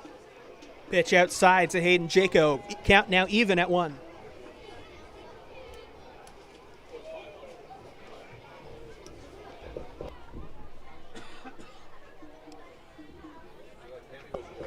Baycats fans, you can enjoy the London Majors Barrie Baycats game this weekend on Majors TV.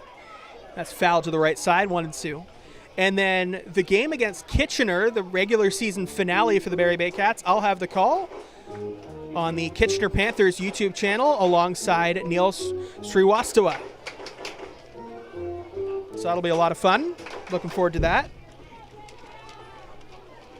Shouldn't be lost in the conversation here how well Sam Green pitched through 4 innings tonight. Allowed 1 unearned run. That was it going into this 5th inning. His best outing in quite a while as a starting pitcher. That's fouled away. Count remains 1-2. Struck out 7. He has 8 now in the game.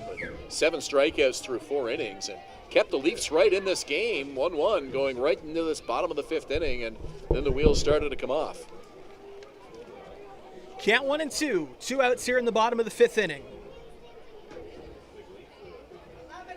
Rio takes the lead, doesn't go, swing and a miss, and that'll end the inning. But the Baycats add 4. Through 5, it's an official game, even though there's rain. It's 5-1 Baycats. See you in a moment for the 6th inning on Baycats TV and in Barrie on Rogers TV. Hits, no errors with 1 man left on base. The Collingwood Brewery at 10 Sanford Fleming, producing delicious lagers, ales, and seltzers since 2014. The proud home of the Baycats Brew. Check out their retail shop and tap room, and select products at the LCBO, beer store, and grocery stores. Cheers, and go Baycats! VMF Sportswear, the official jersey provider of the Barrie Baycats. High-quality, pro-custom uniforms using only the best quality fabrics. Custom apparel, excellent customer service, and community support. VMF Sportswear, Canada's trusted sportswear brand. 2 out, runners lead. There they go. Here's the pitch. This one rocked to right field. Want to come to a Baycats game? Check out our tickets at barriebaycats.com. Score at least 2. Tuck is in to score. Rio behind him. BarrieToday.com. Local news, weather, Baycat scores, and more. BarrieToday.com. Your community, your news.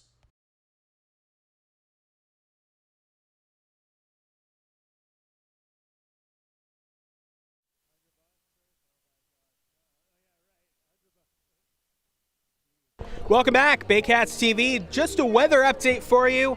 It is raining, and I do not mean casual, tiny little drops on a summer day. I mean really raining. You can see it in front of the lights. You can see it without the lights. And people are starting to go and find the roofs. So I don't know how much longer we're going to be able to play here in Vince Throne Stadium. Of course, if we hear thunder, it's going to be over pretty much immediately.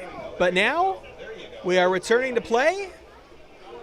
Jeffrey Nunez back there on the mound. He'll be facing off against the middle of the order, 5, 6, and 7, Jonathan Salazzo, Dan Mara, and Ryan Dos Santos. Salazzo has put together a really nice season for the Maple Leafs. He is an MVP candidate. Alongside Matt Fabian, Brantford Red Sox, Ryan Rio of the Baycats. There are a few options. A lot of people think Salazzo is one of the top options to be the MVP this season. Here's the 0-1. That's outside, 1-1. Well, Baycat fans have had a couple of occasions to complain about the weather this summer, but nobody's complaining about the weather tonight. A 5-1 lead, and everybody feeling pretty good if this game gets called. It is raining pretty hard, and as I'm looking at the weather radar, the rain will lighten up a little bit, but then there's more rain right behind it. So when's it going to lighten up? Well, define lighten up. Well, I don't think the rain is going to stop until tomorrow morning, to be honest with you. So people who sleep with rain sound machines can just open their window tonight. I like sleeping. Save a little bit of energy. Oh, yeah. Well, every night I turn on a rain sounds machine. That's fouled away. App on your phone? Is that what Well, I have my app on my phone, but then I also got a smart speaker, which controls the TV, controls the light, and at night, if I ask it to play a rain sound, it'll play rain sounds. It's pretty great. You're a man of technology. 3 balls, 2 strikes. See, I thought you would ask for, like, the voice of John Miller to fall asleep to. Well, I don't fall asleep during Giants games. I'm there, You wouldn't be able to sleep even if they're down by a lot. I'm there until the end. Ball forward to Jonathan Salazzo. Second baseman, number 6, Dan Mara. Also, there is no Giants game tonight. They're off, so I have to wait until tomorrow to see them lose to the Atlanta Braves. Atlanta's beating everybody these days and winning big. Better offensive numbers than the 2017 Houston team that got caught cheating, which is just wild to think about. Kind of surprised to see Dan Mara attempt to bunt down by 4 runs, but I think he knows how wet that infield grass is, and not a bad idea. Yeah, he saw it work for Avery Tuck last half inning, so why not? Nobody's going to be getting very good traction on that grass right now, I can tell you that. And they're not even probably going to try, because you'd rather set up a double play situation than pull something running on wet grass. So I really do think there's logic in bunting. It's a little bit cheeky, because you're setting up infielders running on wet grass. 1-1. Or you could swing and drive it to right center field. Tuck moving over, Moving up, he'll make the catch. Runner goes back at first. 1 on, 1 out here in the 6th. If and when they do decide to call this game, that will be one of the main considerations, is the risk of injury to the players, and that's actually more important even than the weather, is the field conditions and whether or not these players can continue to play on this surface. We have another consideration. Play-by-play announcer just dropped the pen down there. So you can go down there and find there's a whole bunch of pens down I could, but if I push it a little more, then that will be a legitimate consideration for the rain delay. I was down there earlier, and you would be surprised what you're going to find down there. A lot of pens? You can catch as many pens as you could imagine. They're probably all ours. Here's the 0-1. That's a strike 0-2. So that's a real consideration. The broadcaster loses their pen and can't score the game.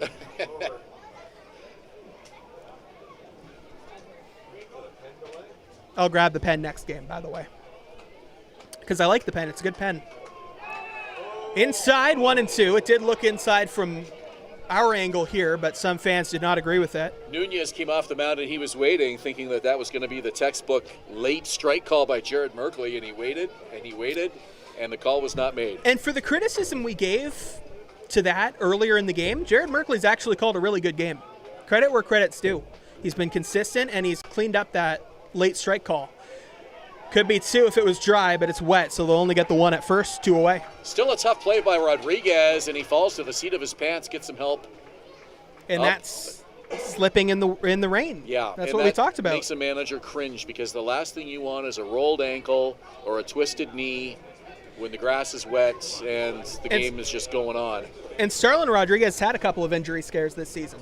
He had the hit by pitch, and then I believe earlier in the year another hit by pitch that caused him to miss some time. The left fielder, number 18, James Dutton. Well, I'm sure Rob Butler's not going to be saying anything, but it wouldn't surprise me at some point if we see Josh Matlow pop out of the dugout and talk to the umpires and just try to figure out how long they plan on letting this go. And I'll tell you, they have a case to be Baycats have a case to be irritated with the strike zone not being a strike on that last one, because that was an inside strike there. So if the strike zone is big, it should be big all the time. First and third after the base hit from James Dutton with 2 out here in the 6th. But again, just reiterating, I do think Jared Merkley has called a consistent game. The right fielder, number 15, Greg Carrington. Does anybody have a better beard in the IBL than Chubba Vay? Brad Graveson? You put the two of them beside each other, two very different styles. Well, as we should mention, as this is Vintage Throne Stadium, and this inning is brought to you by Vintage Throne Barber Lounge, redefining gentlemen in the heart of Barrie. Brad Graveson has had his beard touched up by Vintage Throne Barber Lounge. Yeah, there's some pictures on social media. I saw them, and it looks amazing. I don't think Chubba Vay, to my knowledge, has done that yet. Well, who knows? His beard maintenance would be on a whole different level than Brad's. And he hasn't made the call to come to Vintage Throne yet, so we have to give it to Brad. I know Brad went well over a year without even trimming his beard. And that is strike 2, gets away from the catcher, Burns. Runners on first and third. Julius? I'm getting my beard trimmed there on Saturday. There you go. I think you gain 10 points in the best beard contest if you go to Vintage Throne. Julius, get up, show us your beard. Oh, there's Julius Hern with the sunglasses, the white sunglasses. It is Barrie's premier barber lounge, and I can tell you firsthand, you walk in there and they treat you like royalty. Well, they redefine gentlemen in the heart of Barrie. And they do a great job. And they're wonderful, wonderful people, Sabrina and Daniel. That's strike 3.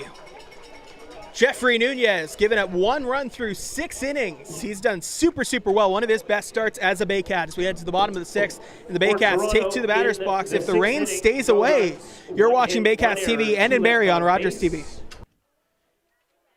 And Baycats fans, the 6th inning of play is brought to you by Vintage Throne Barber Lounge, redefining gentlemen in the heart of Barrie. Fans, members of the U11 Hill. The Collingwood Brewery at 10 Sanford Fleming, producing delicious lagers, ales, and seltzers since 2014. The proud home of the Baycats Brew. Check out their retail shop and tap room, and select products at the LCBO, beer store, and grocery stores. Cheers, and go Baycats! VMF Sportswear, the official jersey provider of the Barrie Baycats. High-quality, pro-custom uniforms using only the best quality fabrics. Custom apparel, excellent customer service, and community support. VMF Sportswear, Canada's trusted sportswear brand. 2 out, runners lead. There they go. Here's the pitch. This one rocked to right field. Want to come to a Baycats game? Check out our tickets at barriebaycats.com. Score at least 2. Tuck is in to score. Rio behind him. BarrieToday.com. Local news, weather, Baycat scores, and more. BarrieToday.com. Your community, your news.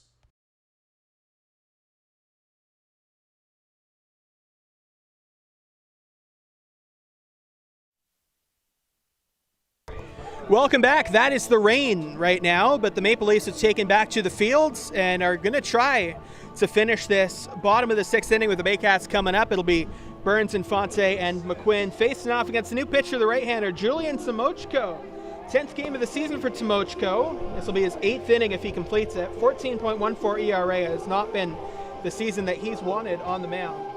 He's a guy that mostly you're going to see 2 pitches, four-seam fastball, and a change from Samochko. And overall, even though there was a 4-run inning in the bottom of the 5th inning, I think, Ben Davy, that we can say that that was the most impressive we've seen Sam Green in quite some time. Phenomenal job. I mean, heading into that 5th inning, unfortunately the wheels came off, but leading off the 6th, pretty solid pitching aside from that. The unearned run in the 1st inning, the only thing that the Baycats were able to scrape off of them tonight. And then in the 5th inning, the Baycats just lit it up. Built this 5-1 lead, and if the umpires are going to let them play through this bottom of the 6th inning, which the Baycats don't need. They're up by 5, so they don't need this, up by 4, so they don't need to play this bottom of the 6th. But if they're going to play through this, then that means they're probably thinking of getting through the 7th as well. Josh Matlow and I were talking, and he essentially told me that unless there was thunder, they wanted to try and get this one in. We'll see. Bottom of the 6th inning, 1-0 to Carson Burns, swung on and missed. Count even now at 1. You just pray that nobody gets injured. That's the #1 concern for these guys, especially late in the season, as long as the field conditions are still playable. But the rain's been pretty steady since it arrived. There's a strike. Samochko is mostly going to use the fastball. The changeup appears more against left-handed hitters like Burns than it does against righties like Infante. Burns off the end of the bat to the left side, pops it up over the Leafs dugout and over to the bullpen in foul grounds. Count now 1-2. Someone else now warming in that Leafs bullpen. Samochko, more of a 1-inning situational reliever. There is no 3-batter minimum in the IBL. That's foul back. London and Skylar Janice learned that the hard way a couple of weeks ago here at Vintage Throne Stadium when the rule was applied incorrectly, but now everybody is on the same page about it, so it's almost a blessing that that happened in a way.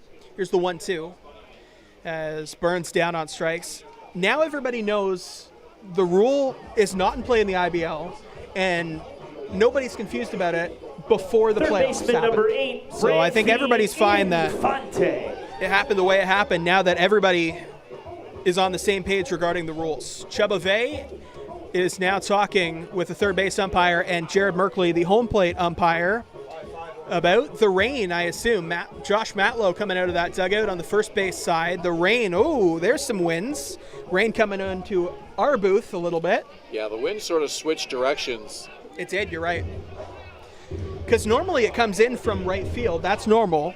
The sun comes in from right field. The wind comes in from right field. But earlier today, you could tell something was weird with the weather, not just by the lack of humidity and the kind of cool air, but also from the fact the wind was coming in from left field. So you knew something was up, and then the rain came a little bit later. They're going to continue play, though. Samochko back out there on the mound. He'll face off against the righty now, Brantfee Infante. Got to give these fans a lot of credit. I'm just amazed at how many people are still here watching this game. Well, it's an important standings game, and it looks like just about everybody brought their umbrella or are a young kid running to try and get the baseballs. Left field, foul, had the distance, but was sliced a little too far left. And again, this bottom of the 6th is not important for the Baycats unless they're thinking of playing 7 as well. So if you're going to call the game, at some point, you may as well do it now. So what would be the benefit to playing 7 innings instead of 6? Give the Leafs one more chance. I mean, Well, you wouldn't want to do that, would you? Well, the Leafs would. The Leafs, of course, want to stay out there as long as they can just to try to get the lead back. But this game is also less important for the Leafs than it is for the Baycats, who want to take the win and extend their lead to 1 over the Kitchener Panthers, whose game was canceled due to rain that I imagine looked very similar to this today. Hit to center field, and that is going to get by the sliding Ryan Dos Santos. He would have caught that in dry weather. Infante over to second, now going to third. And the rain is really starting to impact the play as Infante gets a triple on a ball that would have been caught fairly routinely without the rain. Tough play for Ryan Dos Santos coming in. He had to take that one in front of him. And it's one thing when the rain, you can play through it and it's just an obstacle. It's another thing when it starts impacting the game, and the game has now been postponed or canceled, or actually neither of those. It's probably been completed because of the rain. All we can say for sure is delay. We don't know that they've. That's true. We'll have to get an official word on that, but this is still. Considering it's a complete game and it is pouring and is expected to pour until 8 a.m., I would say a delay would be on the foolish side. Is that fair? A delay would be unlikely, but for now, I think that's all that we know. And if the game is official and canceled. Fans, we have a 30-minute rain delay. PA announcer Rob Daniels telling us right now, 30-minute rain delay. So they don't care what I think, and I don't make the rules. So it will be a 30-minute rain delay as they put the tarp on, and they're going to try and play more of this here at Vintage Throne Stadium. If they do, we'll see when it happens here on Baycats TV and perhaps Rogers TV and Barrie. If they don't, we'll come back to wrap it up quickly before we head off. Patrick Melbourne, Ben Davy, Julius Hern, Brian Backland, and Kyle Braden, thank you so much for watching. We'll see what happens. Baycats TV. That's ridiculous. Okay, Brian, can we put umbrellas up or?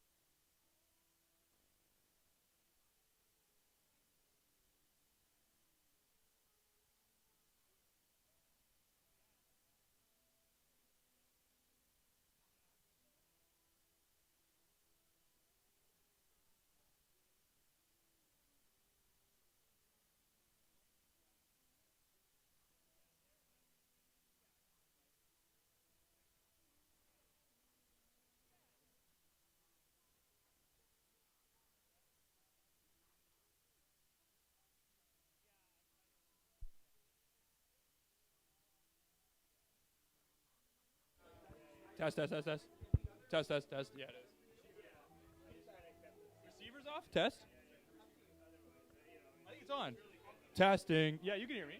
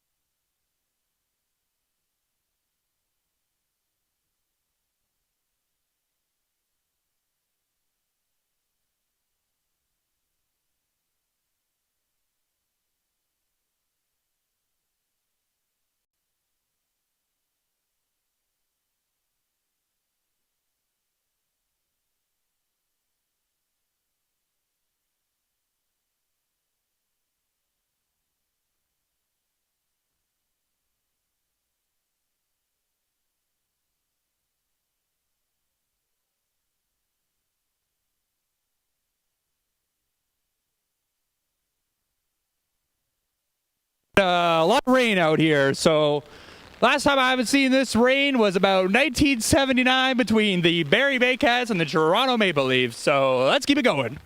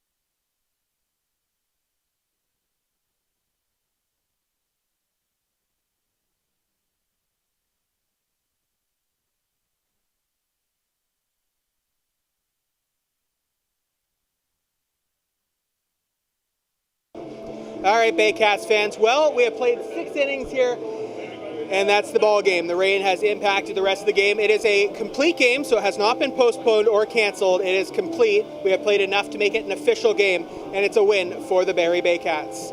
All right, folks, thanks so much for watching Baycats TV. We hope you watch us on the playoffs. Stay tuned at BarrieBaycats.com for more. Have a fantastic rest of your day.